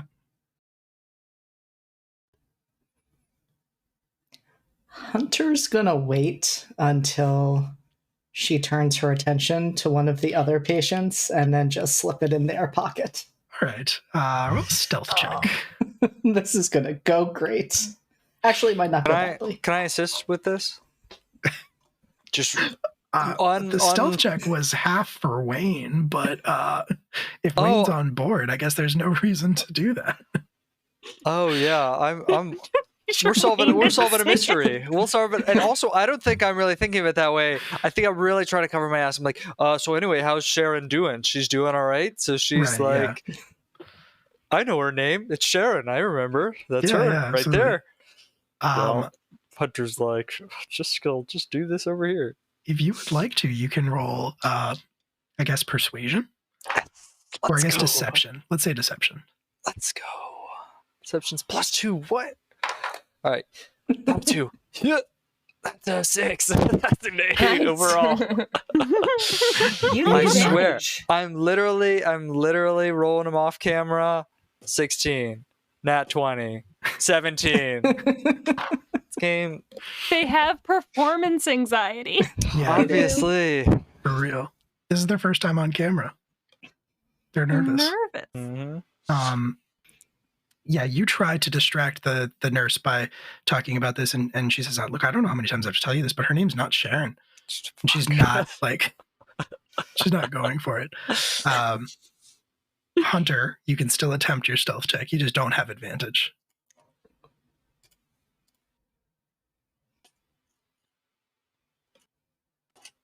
You want to borrow a dice? That is a cool 11. Okay. All right. I will say you are able to do it. You can slip it into your pocket, and as far as you're aware, she does not see you do it. Okay. But she will start she will reach down and put rest a hand on the table that other hunter is resting on, and that same blue glow is going to start to suffuse them as they lie there. And any sort of restlessness that they were experiencing fades, and they kind of calmly drift off into a sedated state.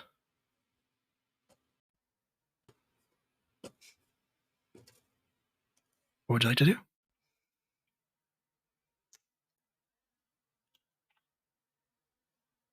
I think Hunter is just going, upon seeing that, Hunter is just going to kind of pause, stare down at other Hunter for a moment, and then just turn and walk without a word to Wayne. So I think what happens next is partially up to whether Wayne follows them. Absolutely. Follows right into line. They just seem to be heading, it looks like they're heading probably to their room. On the way. So are we doing like a little bit of a powwow, or I don't want to intrude. It's your personal kind of space. I could just go to bed.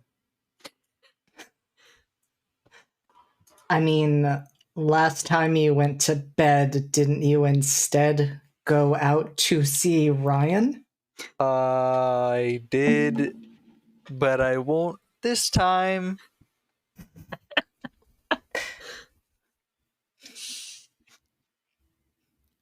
I wouldn't have thought you would have done that last time either. Shit. So how are you feeling about other Hunter laying there? I mean, must have some kind of emotional resonance for you. Smooth as ice. Hunter just stops and just stares at you. Was it something I Doesn't said? say anything, just unbroken eye contact. I could just go to bed. If this is the direction our conversation is going in, that might be for the best. Okay. Well, you didn't pocket anything cool in there, did you? Did you see all that weird stuff on the table? All that sand? That was kind of weird.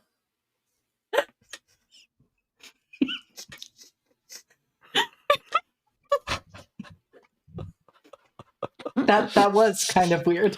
Yes, Kinda weird. That was Wayne. Pretty weird, huh?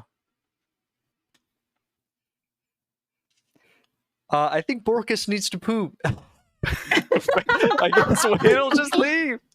Wayne'll head on out. To make a smooth exit, I'll summon Borkus again. Just waste my last second level spell of the day. Incredible. Incredible. Yeah. But Hunter, you can always understand animals, right? I think so. Yeah. Okay. So then I think as they walk away, you could kind of overhear Borkus as he's woofing softly. He's actually saying to Wayne, but Wayne, I don't have to go. Be cool, bro. Bro, chill. Hunter does call after Wayne and just say, look, don't go too far. I'll be in my room, I promise.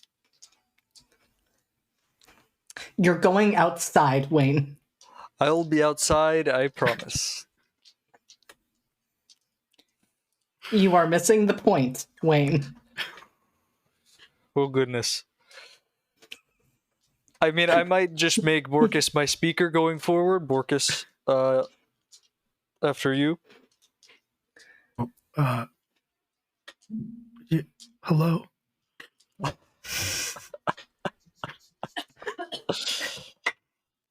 Borkus, do not let anything happen to Wayne. I never would. Unless it's something good. Then I would let it happen. You have a very kind dog. Wayne does the equivalent of a high five. Paw? He gives you his paw. Says, Nice. I'm just a big old sweetheart. Which Big is old good boy. which is literally true. My heart is made of sugar. Let's go. Incredible. All right, well, we're going to go to bed. Okay. Hunter, what are you doing? What is Hunter doing, aside from probably having another breakdown? Because this has been a time and continues to be a time. They are going into their room in the hopes of composing themselves somewhat. And I think they are going to take a bit of a look at that bag of sand. Oh my god. Okay. What do you... all right. Fair enough. You pull the bag out of your pocket. You start examining it. You open it, and it is exactly what it appeared to be back in the infirmary. It is filled to the brim with black granules, minuscule ones, but the black, as the light reflects off of it, almost like has flecks of gold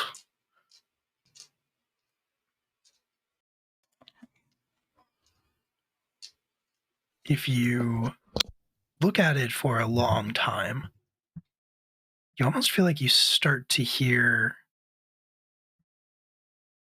whispers. Incomprehensible, but like very soft.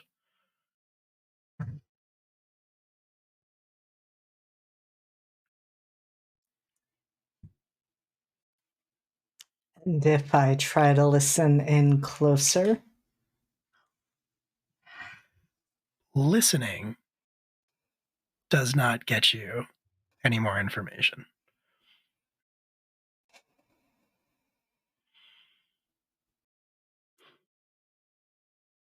You listen more closely to the voices, and they say, you hear them say to you, hey, you want to be cool, don't you?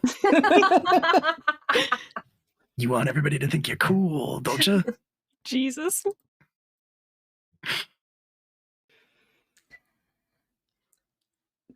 Could I roll? I mean, I think Hunter would lean towards a nature roll to see if they recognize the substance. Okay. Yeah, you can roll nature.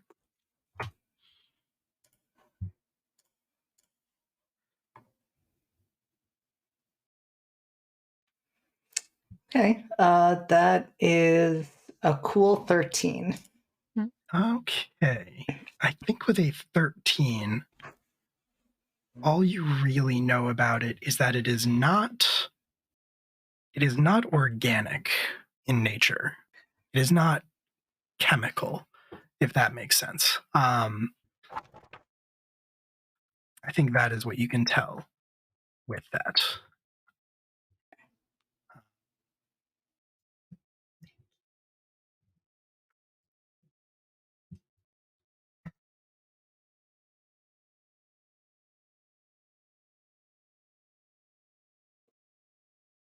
Sorry, I am looking for something.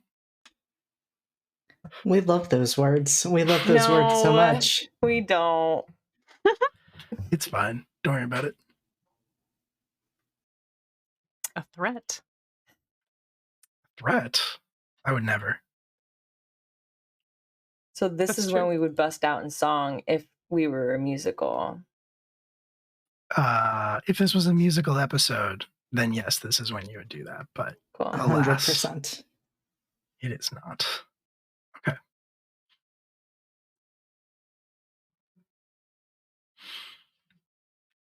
I think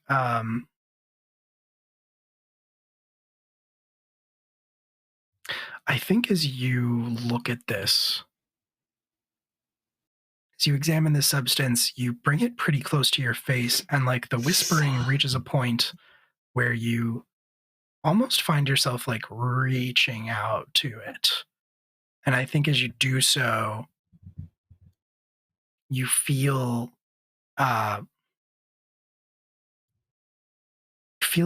something in your mind, something in your head, more of a feeling than any type of voice or anything like that,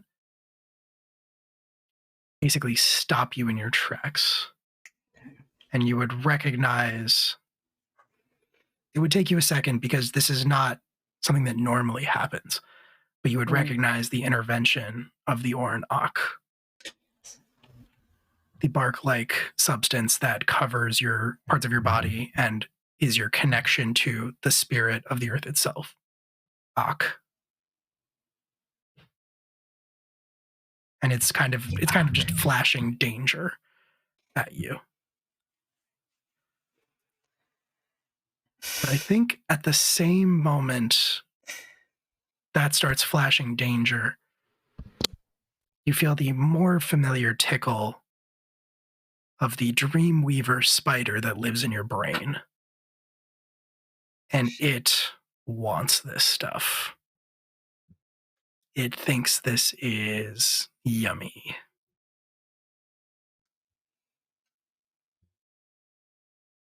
So we're finally getting the answer to that question of what happens with all of the creatures and beings that Hunter has stuffed inside their body. We sure are.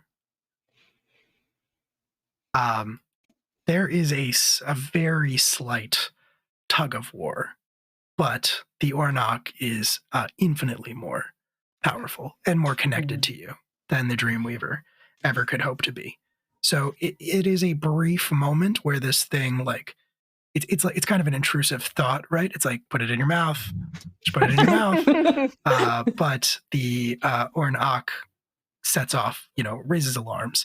It does not speak to you. It doesn't work that way, but it overrides the Dreamweaver for sure.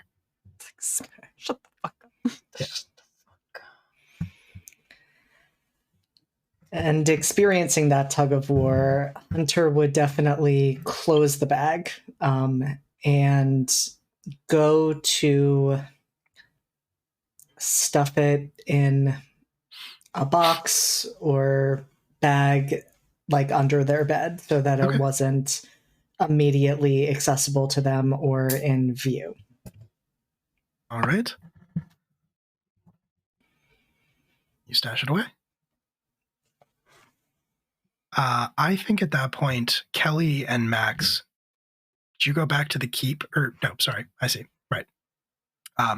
You stashed it under your bed, and then you, I don't start to cry again. What do you? You are so mean to Hunter. Just asking. I think coming up and swinging. they want to, but I also think that feeling the spirit of Ak inside of them was actually grounding. Stop bullying my poor child. And I'll use the GIF. I made the GIF. You did. You are so mean to my poor sweet Hunter. Give me backstory. I used your backstory. I gave you zero backstory for them, Will. I gave you zero backstory for Hunter. That's not true. There were implications. I have so many questions that I don't want answered. Okay, yes. So no, I don't think they just go and cry. I think instead they actually probably go outside. They also grab some sort of jerky or something like that so that they can eat. So everybody can stop being like, please feed your child. That's fair. Hunter is being fed. Okay. You sit down outside and you eat some jerky. Maybe you see Wayne and Borkus out there. In the distance. Back in Lamplighter Square. Yep. The lamplighters that you had seen with the old man disappear inside, and I think a few minutes later, the heavy iron doors swing open again. A few more people come and go in the interim, but this particular time, the doors swing open, and luminary Alec McMorrow steps out. His coat bears the golden stripe under the lamplighter sigil that shows his rank as a luminary rather than a lamplighter. Kelly will wave. Yeah, what can I do for you? Is everything all right? Well, we're here, so what do you think? Using my incredible powers of deduction that have earned me the title of luminary, I'm guessing this Happy isn't birthday, congratulations. I'm guessing this isn't a pleasant visit.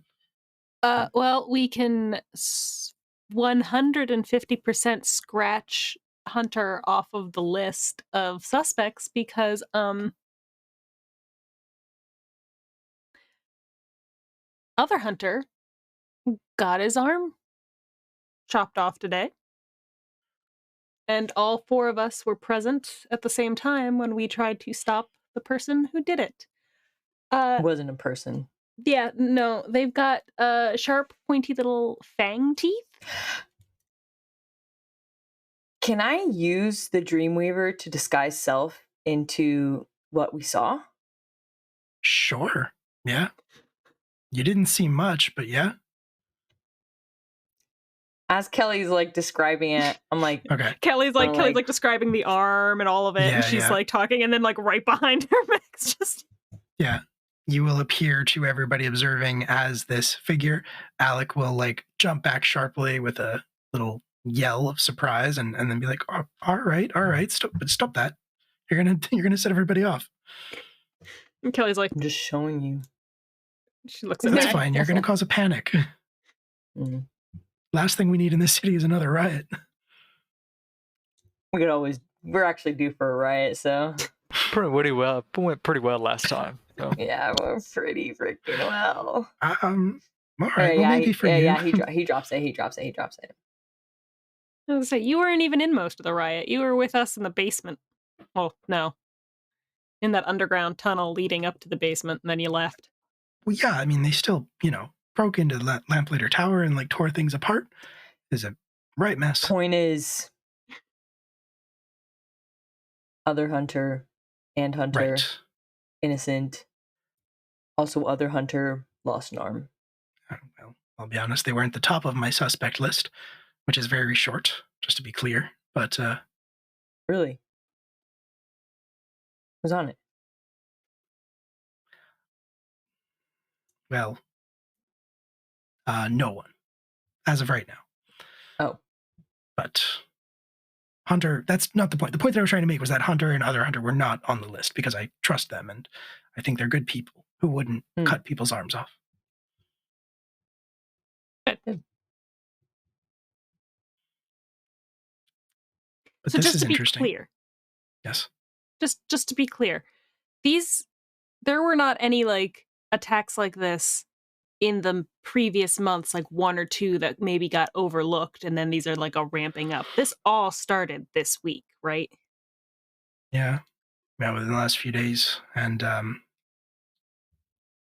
seems like there's really only one connection that we've been able to find.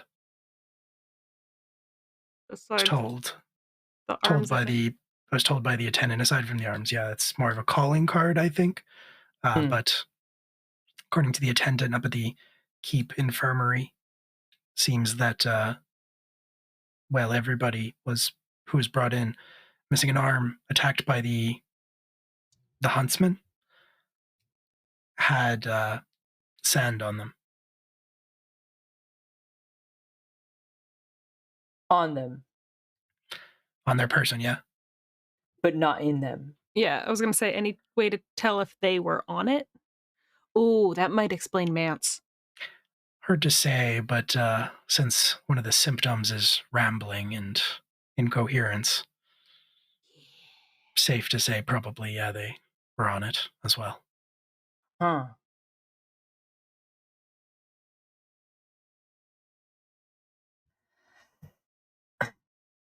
We need to get some of this stuff. And do what?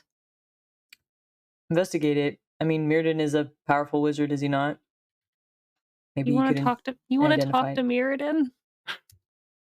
He's kind of my mentor. Also, I beat his ass, so I'm kind of his mentor now. He's such a pain. I do think that would probably be very helpful if you wouldn't mind doing that. Do you have some? Greatest mage in our kingdom's history and all that. He's also a pervert, but it's fine. He's a pervert. Sweep that under the rug.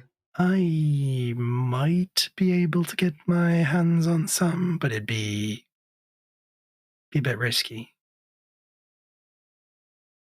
Have to get it to you clandestine-like. That can be arranged. Interesting. That's not gonna be. Kelly's like, yeah, okay, and yeah, I think Max just kind of like looks at Kelly like, Kelly's like, yep, all right. He looks around, sort of very carefully and cautiously, and kind of lowers his voice and says, "Look, I'll see what I can maybe dig up on the night shift after place is less crowded, but I can't make any promises. If I can't find anything, I'll try to get it to you tomorrow morning." Sounds good. You're a good man, Alec. Can't tell you what that means to me coming from Max Miller himself.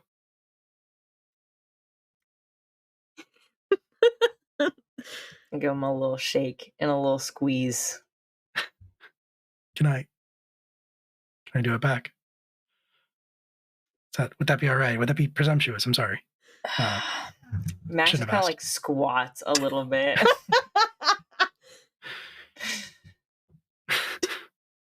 Puts his hand on your shoulder and says, "Yeah, no, feels weird. Feels weird when I do Yeah, it." you're not really What doing a it don't think, right. birthday gift, yeah. though. Happy birthday, Alec McMorrow. Yeah, happy birthday, my friend. Yeah, I should have known, but it's You'll it's get great when there. you do it. I just probably not my thing. Is that it then? If you find anything else or have any more information, breakfast. It's always on us. Oh, are we doing that regular now? That if you like.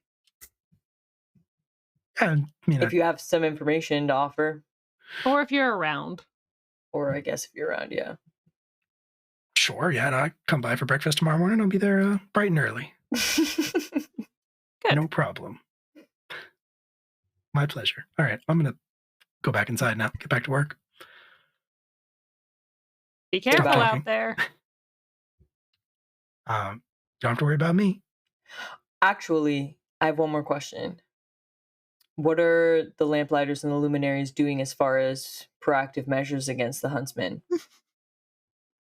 Well, we've stepped up patrols and increased efforts trying to figure out exactly where this sand stuff is coming from, but no luck on that front as of yet. Is there any sort of curfew? No, I mean, how would you even enforce something like that? Yeah. I guess you can't. Honestly, it seems like that'd be asking for trouble. Kind of like overextending your reach, telling people that they can't do something. I think that would probably just make them more inclined to do it, don't you? Makes people angry. People are dying. We used to, never mind. Yeah, I mean, that really falls to us as, the peacekeeping force in the city to look after, don't you think? That's really more our responsibility than anybody else's. Max walks away. Right. I think Kelly stands there for another second, and then she says, "So, the man who they just took in there, absolutely raving about stuff. Are they all raving like that? Do they all say shit like that?" Well, I don't know exactly what he said, but yeah, generally speaking, they've got all kinds of crazy stories that they weave. See things that aren't there, nobody else can see. They generally talking about the same kind of thing they're seeing, or they all seeing something unique? Only a real connection that we've been able to see is that whatever it is they're seeing, nobody else can see it.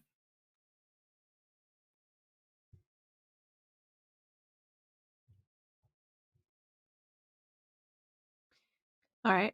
If you happen to hear one say something particularly cryptic and weird, let us know. We'll tell Mirrodin that too. Honestly, at this point, who knows what's important? I will let you know.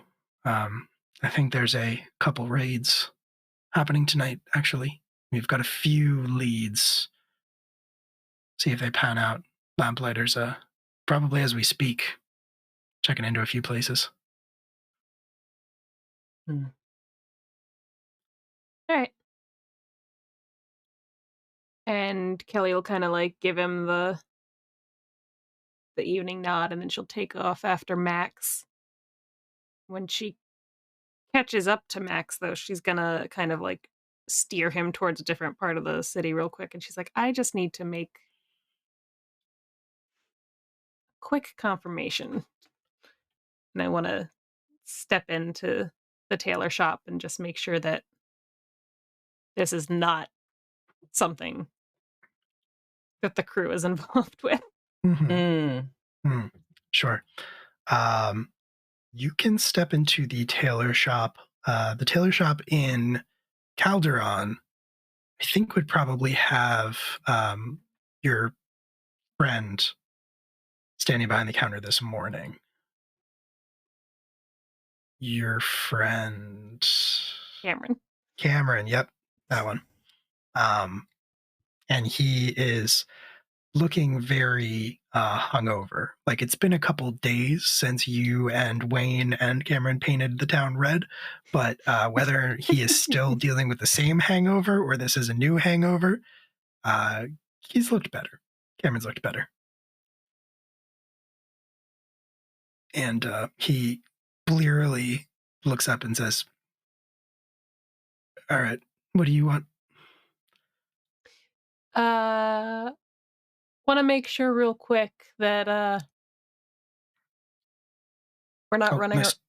Hovacek, sorry, I didn't see you there. You can have anything you want.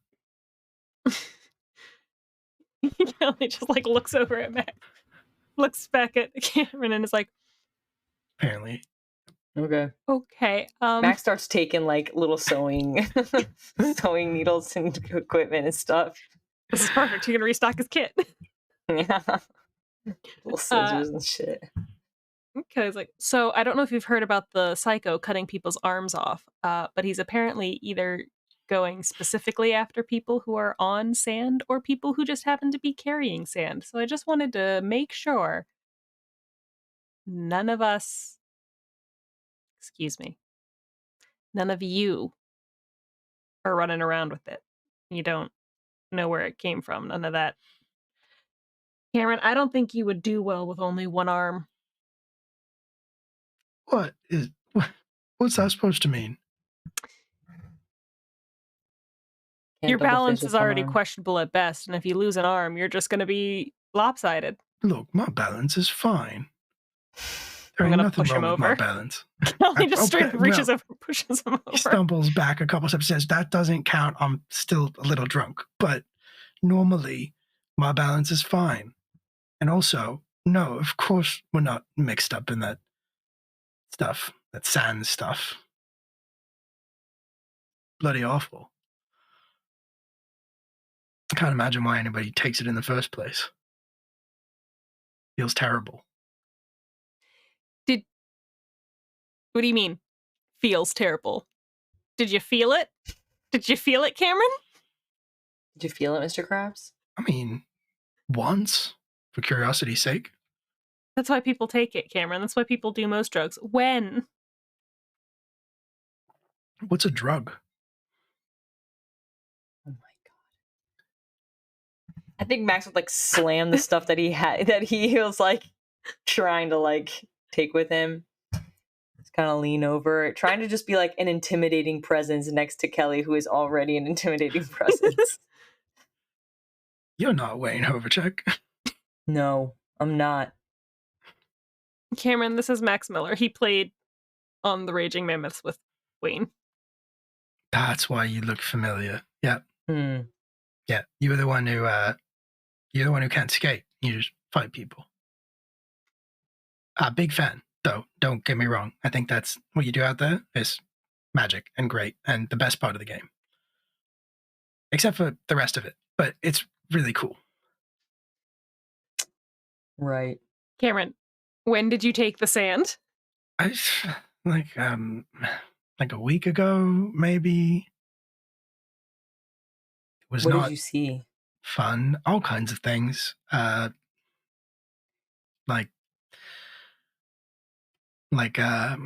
don't know. Do you want me to go through the list? It lasted for a while. Yeah, you know what? Tell me everything. I saw some butterflies that I'm pretty sure weren't there. And did you see a bird woman? Did I see a bird woman? Spooky, dark. Did I see a bird woman? No. I saw a raccoon boy. Does that help? Describe the raccoon boy. Was it like a boy? Yeah, he was like. Was it like a boy-sized raccoon or a raccoon-sized boy? It was like a mix between a boy and a raccoon. Like it's about the size of a boy, but mostly raccoon. Okay. I guess maybe it was a big raccoon. I don't know.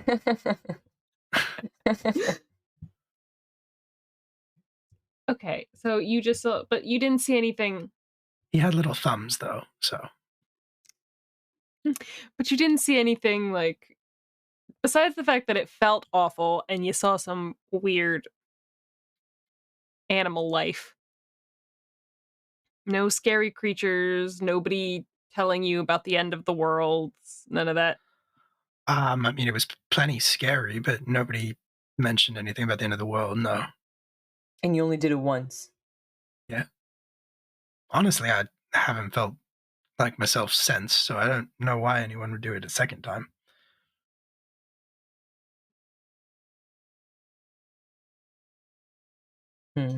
Who gave it to you, Cameron? Some guy, I guess. Kind of just like made the rounds at the bar one night, giving it out. For free? Yeah. Hmm. I mean, like, we could try it. I don't know. I guess if I had wanted more, he would have maybe asked me for money. I don't know. Probably. All right. Well, if you see that guy again, try to look at him and actually see what he looks like, because I'm gonna need to know. Or break his Sure. legs. And Yeah. Or break his call us. legs. Yeah. If I saw him again, I could probably identify him.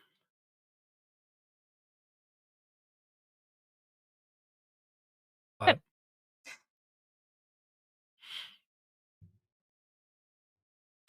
yeah, I mean, we're not selling it.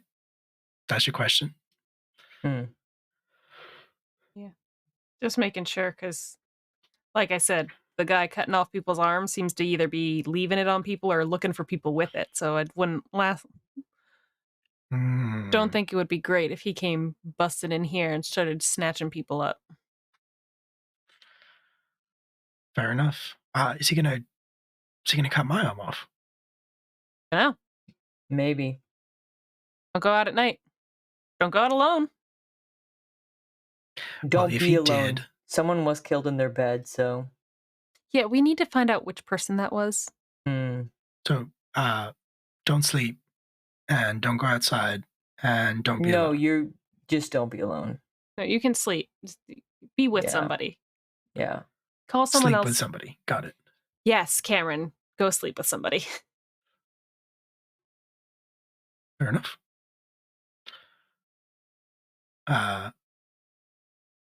Well, if he does cut my arm off, Mhm.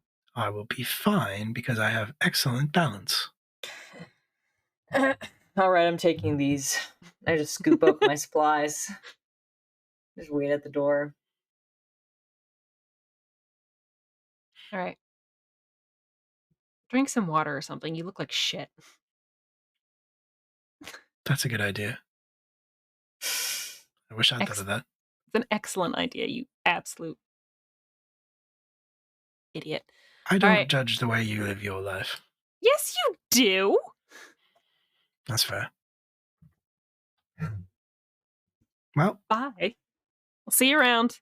Have a nice day. It's nighttime, but okay. We go. We are out of here. All right. And you made your little detour. You stopped by and checked on the crew. You headed back to the keep. I think so. Yeah. Okay. Cool. I was going to say, with your permission, Will, I think it's probably as they're walking back that Hunter uses their wyvern badge and says, Max Miller, do you copy? He only responds to baby bird.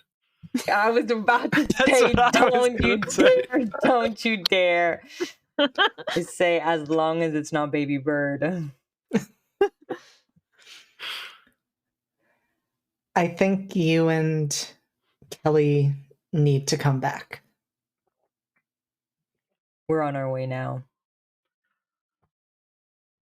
We found sand on Hunter.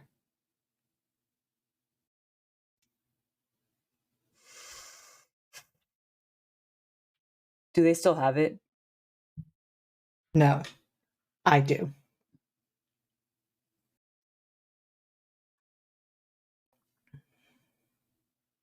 Where? Stay away from that stuff.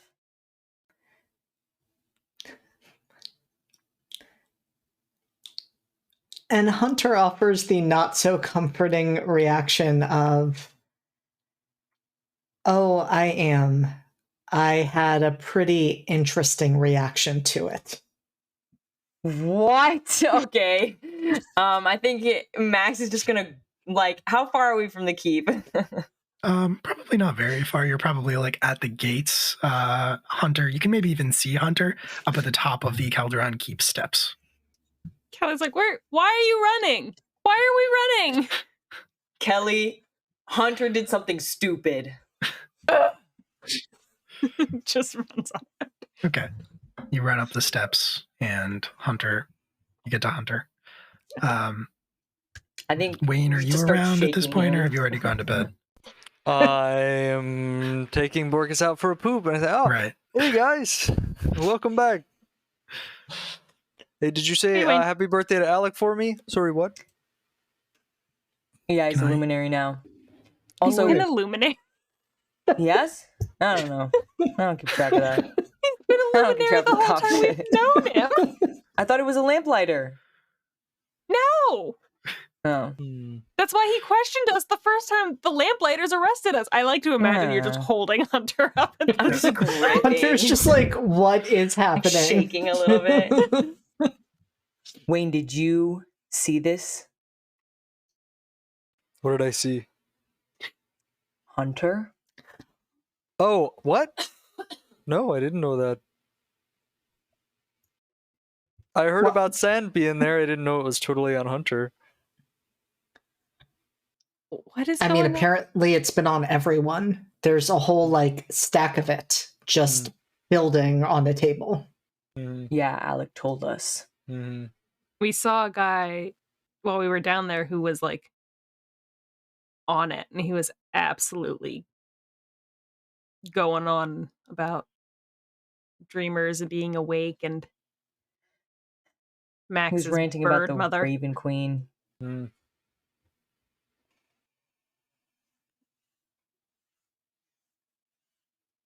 So, Did you, but Max, but why are you so upset? We figured we would find it up here. Right. Why am I upset, Hunter? I don't know. Why are you lying? I don't. I don't know what you're talking about, Max. Lying does not don't- look good on you. Okay, Max, okay, you know I can't lie. okay. One question. Okay, Hunter. 1 second, Max. What do you think Hunter did? Hunter tried some. No, I didn't. You just said you had a bad reaction to it. No, I said my body had an interesting reaction to it. sounds like you did it. Did you do Yeah, it? wait, hold on. Wait, what is that? Wait, Still Are you- shaking. wait, Hunter. Just so you know, you are still attached to your body. You're still responsible for that. Okay, there is a major misunderstanding happening here. Then explain. Stop shaking him. You're gonna rattle his brain against his skull. All right. I Their didn't. skull. I didn't try any. I did open the bag. Oh my god. Huh? Still gripping, not shaking. And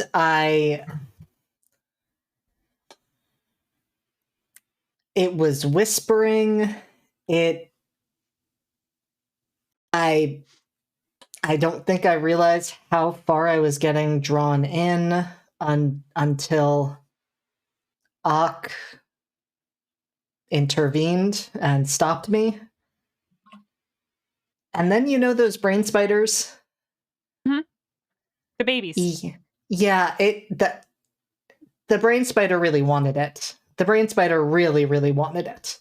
There was a little bit of a tug of war in my body, but Ak won out, so it's under my bed. But I think that all means we should be careful. Because if Ak hadn't stopped me, I think I would have taken it. And as far as I know, none of you have any sort of being inside you that would stop you if it started to get that far. I don't think we should look at it alone. To be clear, just to be clear, the compulsion to touch it, not necessarily even to take it, had more to do with the fact that it was like whispering to you.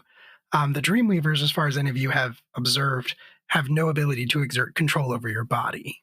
They just kind of it was kind of like expressing a want, but it was not trying to like, it didn't seem to have the ability to like take over your body, but Ak kind of like shut that down. Yeah, Hunter is 100% not that clear. That's fine. I don't know. I don't have something inside of me, but I am also not 100% alive, so I don't know what drugs will do to me at this point. I don't do drugs. It's kind of my thing.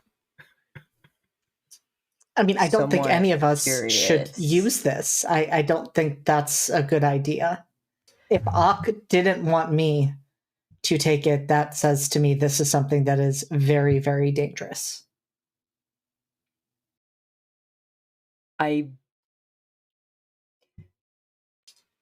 You are the hardest one for us to control when you are in your right mind. Don't even think about it. I wasn't going to suggest I take it.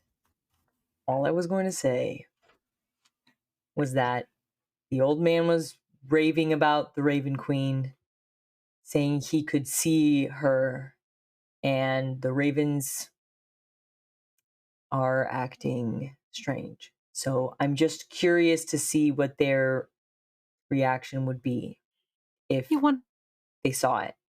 The birds? You want to dust the birds? I don't want to, although I would be. I kind of look at the ravens and I'm like, you want to be dusted? Max, I think that's a really bad idea. I'm not going to dust the birds. Okay.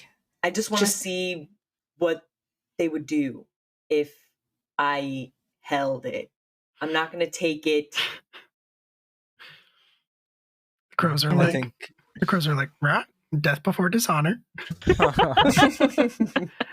Rock, we're straight edge, bro. Okay. Well, I can understand them now. You know what? Here's an idea. How about you go get the sand and let's go wake Mirrodin up. Drag his ass out of bed for some late night chats about this. He could at least identify it. Yeah, I could do that. I have no problem waking him up. I'll go wake him up right now. Let's blow the sand in his face. You, Hunter. Just kidding. Just knock. Good morning. This is what you and we'll get really for see what happens. Trying to shoot us. The most powerful mage on this planet. Just drug him up. There's no sand, my one weakness. Bang on the door. Okay, so Hunter, Max, you were walking with Hunter. Yeah.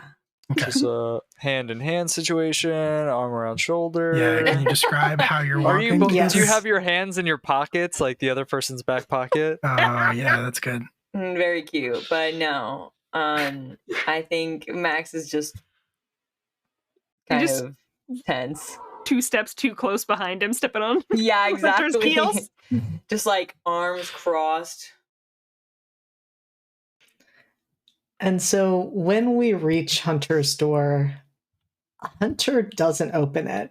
They just turn back, probably in Max's face, if that is how close Max is walking, and just asks, "Why are you so upset with me?"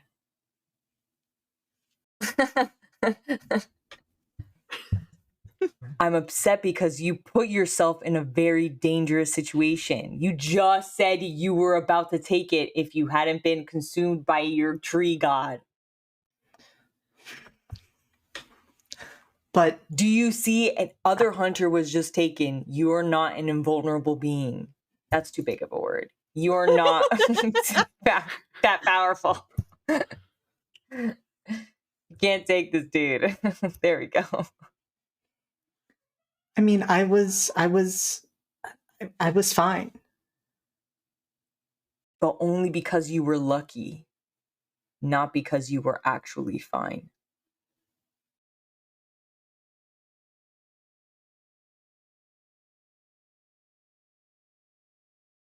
Well, I don't know, Max. Maybe I haven't been fine for the past couple of days.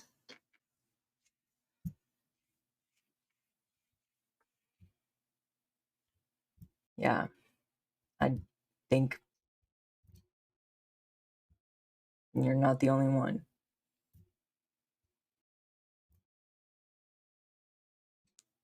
Are we ever going to talk about this? Maybe, but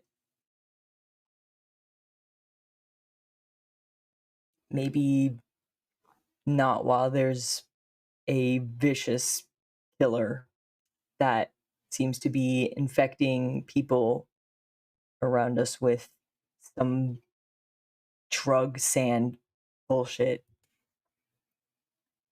I mean, Max, if we wait until there's not some sort of catastrophe, we're never going to talk. You want to talk about it right now? I brought it up. I think we should at least bring this to Mirden. I promise. What time is it? Nighttime? Tomorrow. Middle of the night. Okay, there we go. I was going to say tonight, but I think it's already tonight. You deserve to have this conversation. So tomorrow, I haven't even had time to sit in everything. And I know you haven't either. Too much has happened. Bad stuff has happened. Max, I don't want to be fatalistic, but at the rate things are going, one of us could be missing an arm and on one of those tables by tomorrow.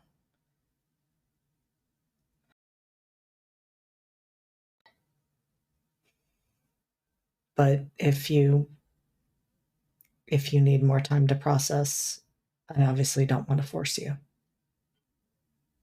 I know where I stand. This rests on you.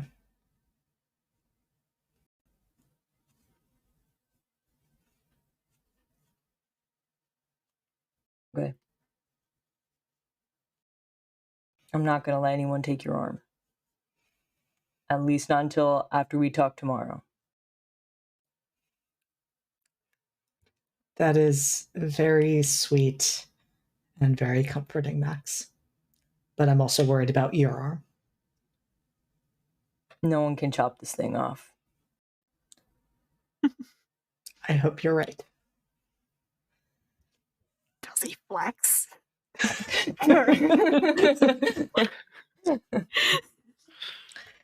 And Hunter turns and goes into their room and goes to retrieve the sand. Okay. And Kelly and Wayne, you are going to wake up Mirden. Yeah. You march right on up to his room. And I think the only place you have really seen him is that room that has been basically designated as like practice space, where Max has been going constantly to kind of practice with Mirden. Calls it his sex dungeon. It's really weird. You call it his sex dungeon. But Max keeps telling people that he calls it his sex dungeon. Yeah. People are just like, what is that? He's like, meet me in the sex dungeon. And I'm like, what? Oh, sorry, That's I gotta go crazy. meet Mirden in the dungeon. You're always saying it's a sex dungeon. He's always like, I keep telling you, it's not a sex dungeon. It's a hex dungeon. Not better, dude. Shit, that's good. But you march on up to this door that has all of these runes inscribed into it. And as you raise your hand to bang on it, it swings open. And he is standing on the other side, looking typically impatient. You take all the fun out of everything. Do you know that? So I've been told. What do you want? We brought you this. We found... Hand a bag of sand. What am Let's I? play a game of what's in this bag. You first. I don't want to Weeds. guess. I'm worried it's far worse than anything I could come up with. Is it bugs? Have you put bugs in this? No. No. You spent 100 years in Ohio. You familiar with cocaine? It's an interesting question. So fun, not fun fact. The huntsman took other hunters' arm off. Got a liquid metal arm. 2 little vampire-like teeth that he used to suck the magic right out of my little ball of electricity. And is apparently giving everyone fun little grab bags of this like black cocaine that people are calling sand. So we're here to facilitate the exchange of information. His eyes go kind of wide. He is very good at not giving things away, but his expression, even his expression, cannot remain neutral in this instance. And he holds his hand out for the bag. Hand it on over. You hand it on over, and he opens it, and he glances inside and immediately closes it back up and says,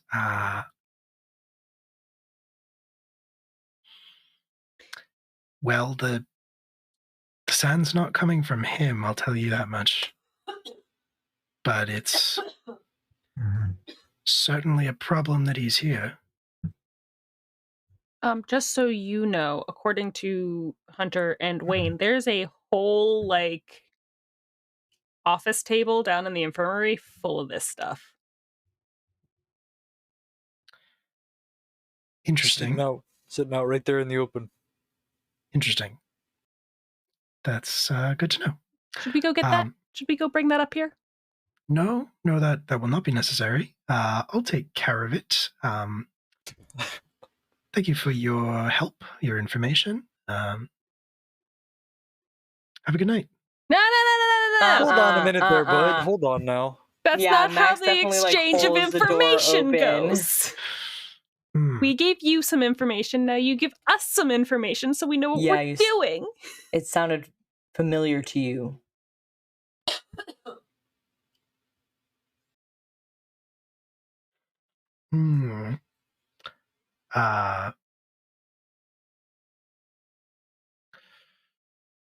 Well, I may know who the huntsman is. Friend of yours? That was quick. Not exactly, but it's a very specific description. There is hardly. No, there is another there's another Danan now. What the fuck? Active, I suppose. Which one's this? Max turns to Kelly and is like, this is what I said. This is what I said. Yeah, okay, fine. You get one. Put it on your in your little tally board. You get one. Thank you. The arm kind of gives it away. His name's Nuada.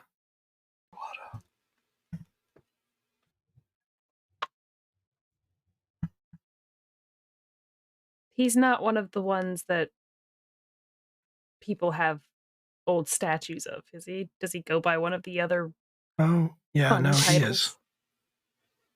What do they call him then? Which one? The warrior, I think? Yeah, it's the warrior. Yep.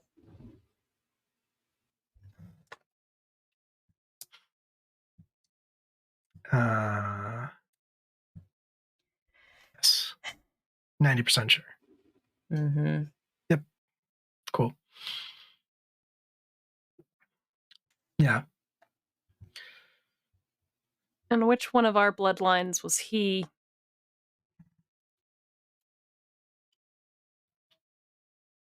I mean, there were a lot of them. There were more of them than there are of you, so wouldn't be.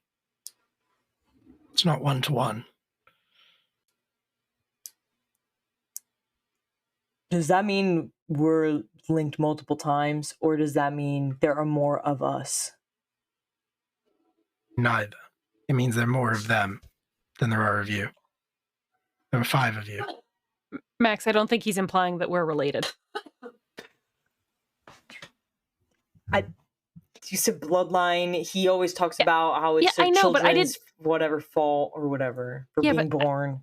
Yeah, but we're not related. That'd be kind of weird. No, you're we're fine. not related. Well, technically, I mean, if depending on how. You know what? I'm just going to stop you right now before you say something that's going to make some stuff going on really weird. So, like, just stop.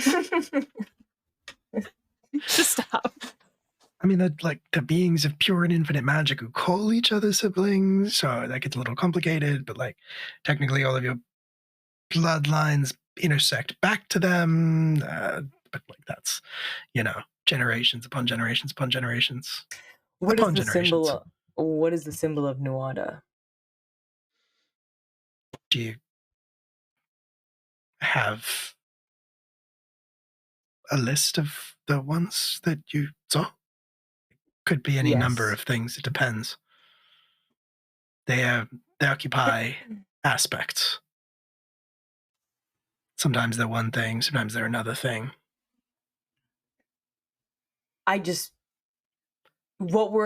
turn to everyone else, and Max says, "What was everyone's thing that they saw on the rocks?" Closed fist, I think. Abacus. Jesus Christ, I would have to look back at my notes. I can do that. Hold on. It was it was a stag, wasn't it? It was antlers. Antlers. Yes.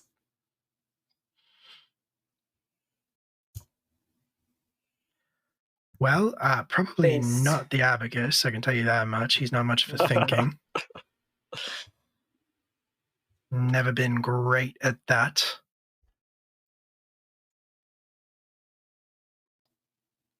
Probably not a closed fist because he doesn't have a fist. He has a sword for an arm.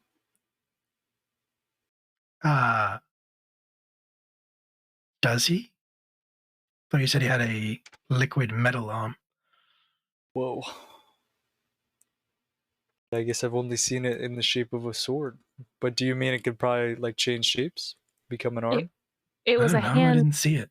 It was a hand today when he threw you across the that's right. field, and he ate my little ball of electricity like it was a grape. That's true.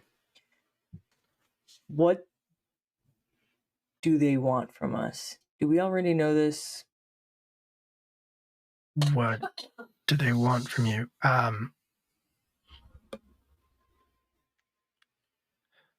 They're complicated. Was he doing this stuff 100 years ago? Whenever he was here last, was he ripping people's arms off and giving them hallucinogenics? Look. Yeah, Mirrodin, what is the deal with the sand?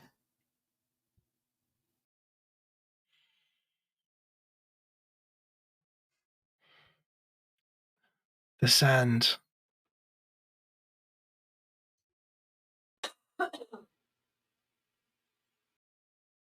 The sand isn't from Anun. It's not from the Bright either. It comes from the Shadowlands.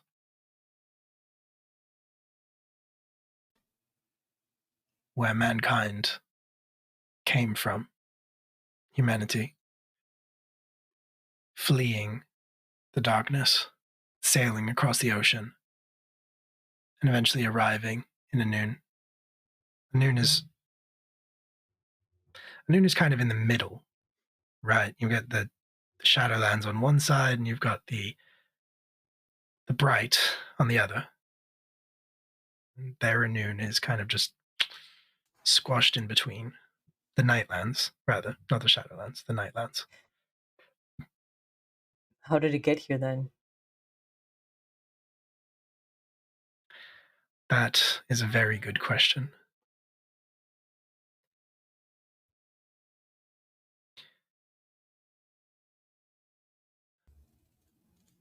The Nightlands.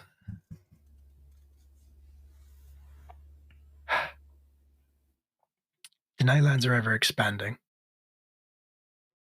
Always reaching, always consuming. Casting a shadow over everything that they touch. And the Danan kept it at bay.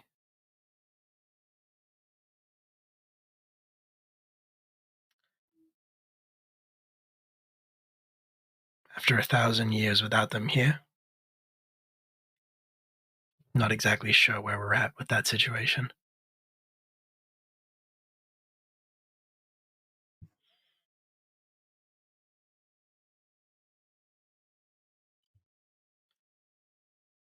Does anyone still exist there? There's plenty there. Living is another story. But transporting something from there to here, not common, I'm assuming. Would take somebody crazier than I am to try. Or someone possessed. It's possible. Have you spoken to the Lamplighters about this? Yeah, they've been finding it too. They've got people filling up drunk cells, raving about it. They're doing some raids as well.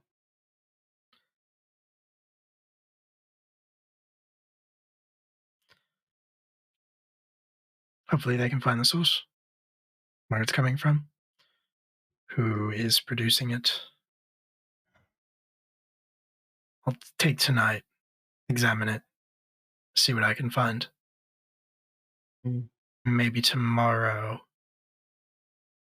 I can tell you about Nuada.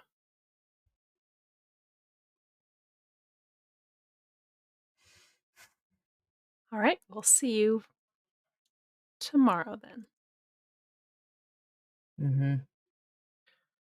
He will shut the door without saying goodnight. That's fine. Kelly wasn't going to say it. Good night. Very appropriate. You all head back to your rooms and call it a night. Actually, as we're kind of all walking down, I think Max is going to turn to you, Wayne, and say, I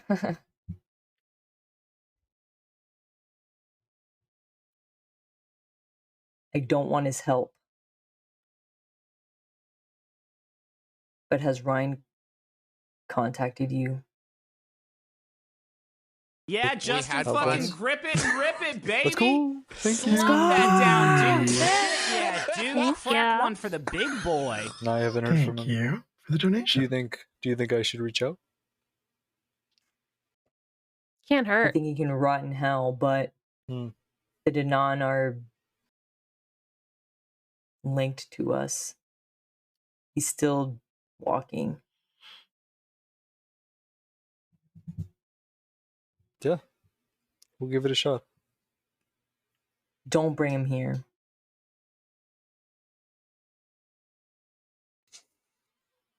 Also, I don't care.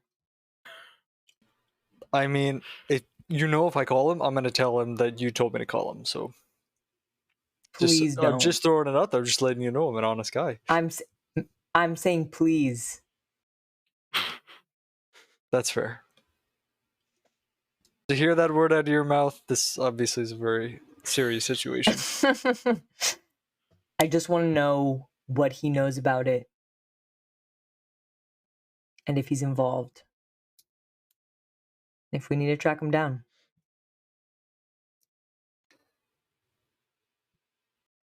This is MVP to QB. Oh my god. What? I'm not here. MVP, this is QB. Reading you loud and clear. We got a situation going on with a Danan called Nuwade, and a situation going on with sand around the city. I don't know if you know anything about that, or maybe you could do some homework for us. Over. I can see what I can dig up. How do you want me to get it to you? Just, shoot me a message on here, and then maybe we can meet up. Looks over at or maybe you could drop it off in a mailbox or something, or we could just talk on here. I don't know. Maybe you go to the library and put it in like a specific book, and then close the book, and then I'll go and find it. Why would you tell him to go back to the library? That's where he died. Oh, fuck. Only if you feel comfortable going to the library. Wait, that's where we met up anyway. When we met up clandestine. Yeah, he's a fucking nerd. All of this is going off. It's on speakerphone. Yeah. I don't. So the gang's all there, huh? Yep. Gang's all here. Does he want his journals back? Wait, ask him if he wants his journals back. I still have all of his stuff. No, it's fine. You don't need your journals back, do you? You can hold on to those for me. Gotcha, no problem. I'm happy to help out. Of course he is. As soon as Max asks me. Well, guess we're solving this on our own, King.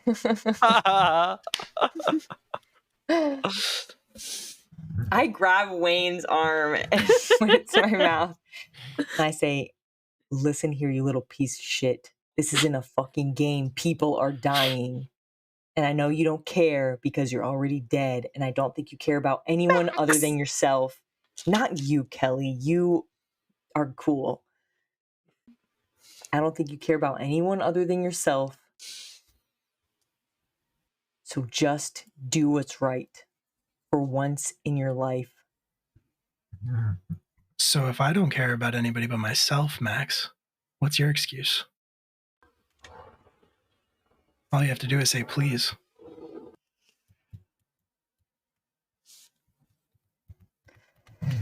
Max, if we can get information. I don't like it either.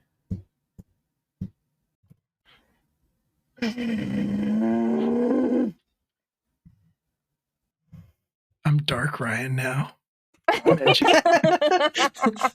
Where's your eyeliner and bandana? Yeah, okay. Max still holding onto Wayne's arm, like very tightly, just says,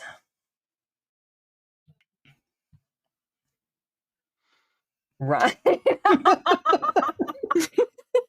Jesus.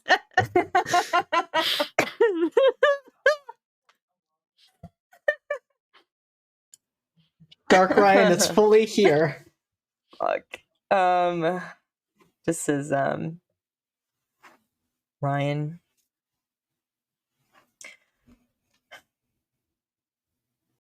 if you want to make a fool of me for the sake of people's lives, for the sake of people we care about, then fine. Please help us. That does not mean I want to see your ugly face anywhere near the keep or anywhere near any of us, especially Hunter. Back the fuck off.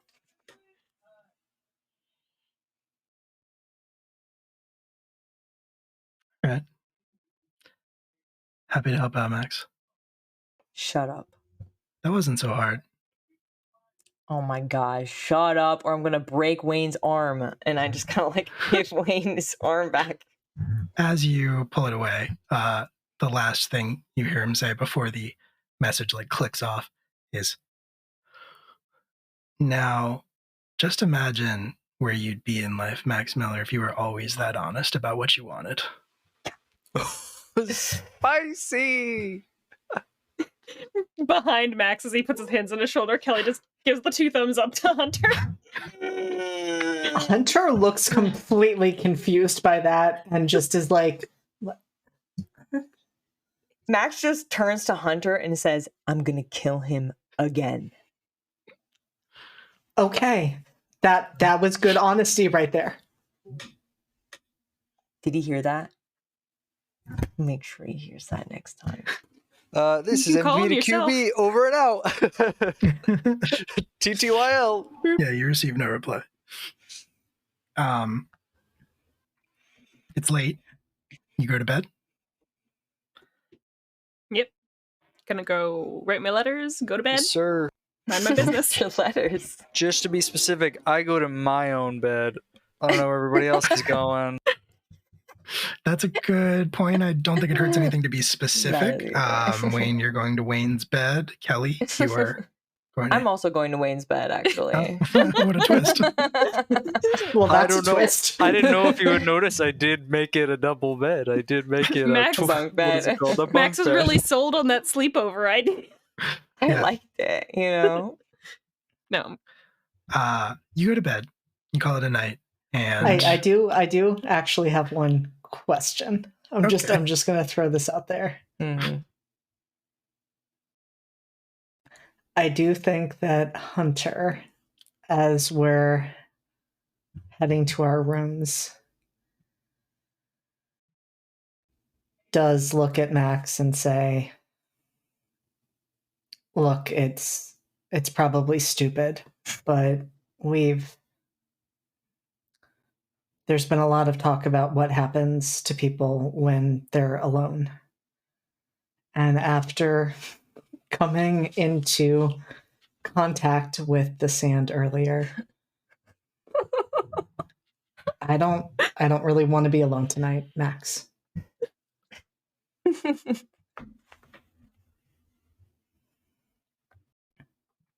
I can sleep on the floor if you want the bed. Okay.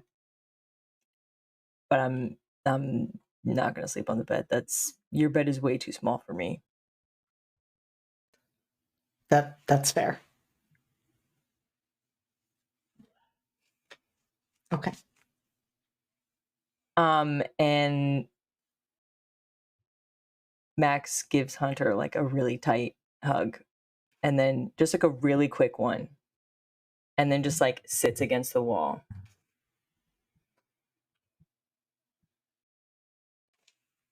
And just kind of like the old man doze. I can get you blankets and pillows. Okay. I've slept against a lot of trees. Relatable. Okay.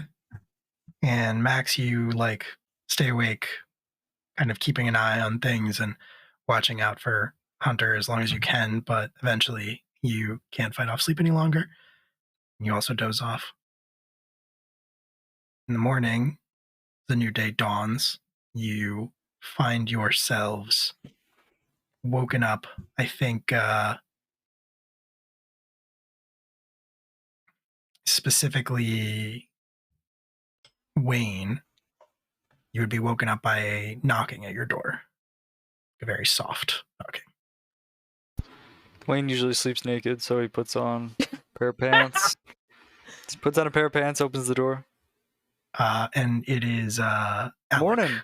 on the other side of the door. Morning there, bud. How are you? Fine.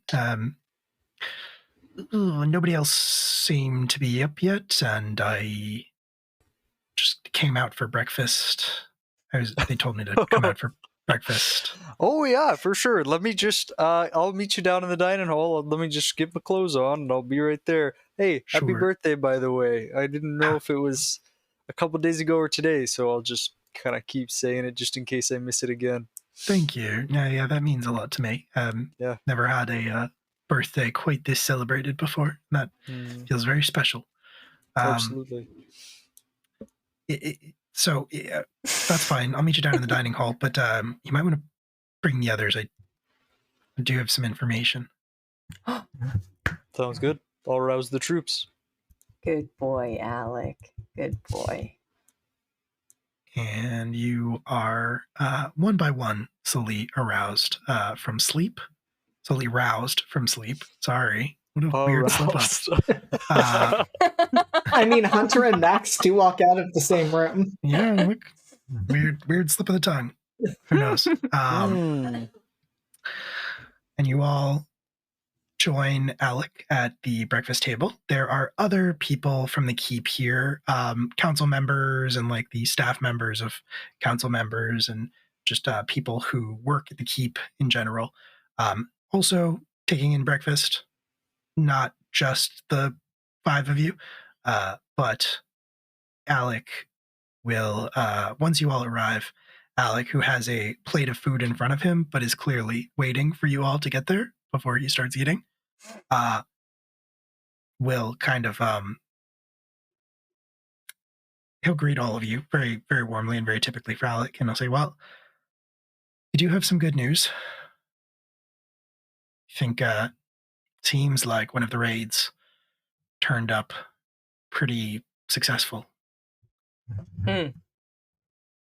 Not sure exactly if it's where it's coming from, but they did find a place that was pretty full of the stuff. Like bags and bags of it. Where? Max just starts eating like a sausage. Kind of a shame, actually, but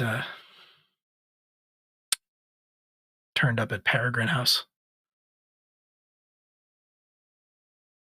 And Really? on that note... What? Really? On that note, we are going to call this session right here. Oh, man. Oh, doggy. Every time with this guy. Every time time. with this motherfucker. Listen, we had to go for an extra half an hour just so I could get to the cliffhanger. Y'all kept flirting with each other. I was like, and you go to her like, actually? Yeah. No. Actually, no, not yet. Right. We are going to call it there. Hello, everybody. Thank you so much for joining us. We're going to go around real quick. We might actually... Do we want to skip outros tonight since it's like 30 minutes after when we normally stop? That's okay. And just, anybody got anything they want to plug specifically? No, just find us on Discord and or Twitter. Have fun. Yeah. Do that. If you're not already following us on the social media, you can do that. They're all in the chat there. And if you're not already in the Discord, feel free to join that. It is a great place full of great people, and we would love to have you there. I'm looking for someone to raid. We'll raid into Q times. We don't normally raid Q times. They're pretty big, but they are still streaming Dungeons and Dragons, so we'll do that. Follow us on social media. Join us on Discord if you are so inclined. We are not streaming anything else until this Sunday when we are going to be recording some new episodes of Academy H. We have a new guest star, Sydney from Nat 20 Productions. It is going to be a time. It is going to be wild. I would highly recommend you join us for this one if you like Academy H. I think that's about it for us. That's going to do it for us here. So I'm just going to call it a night. Say good night, everybody. Good night, everybody. Good night, everybody. Good night.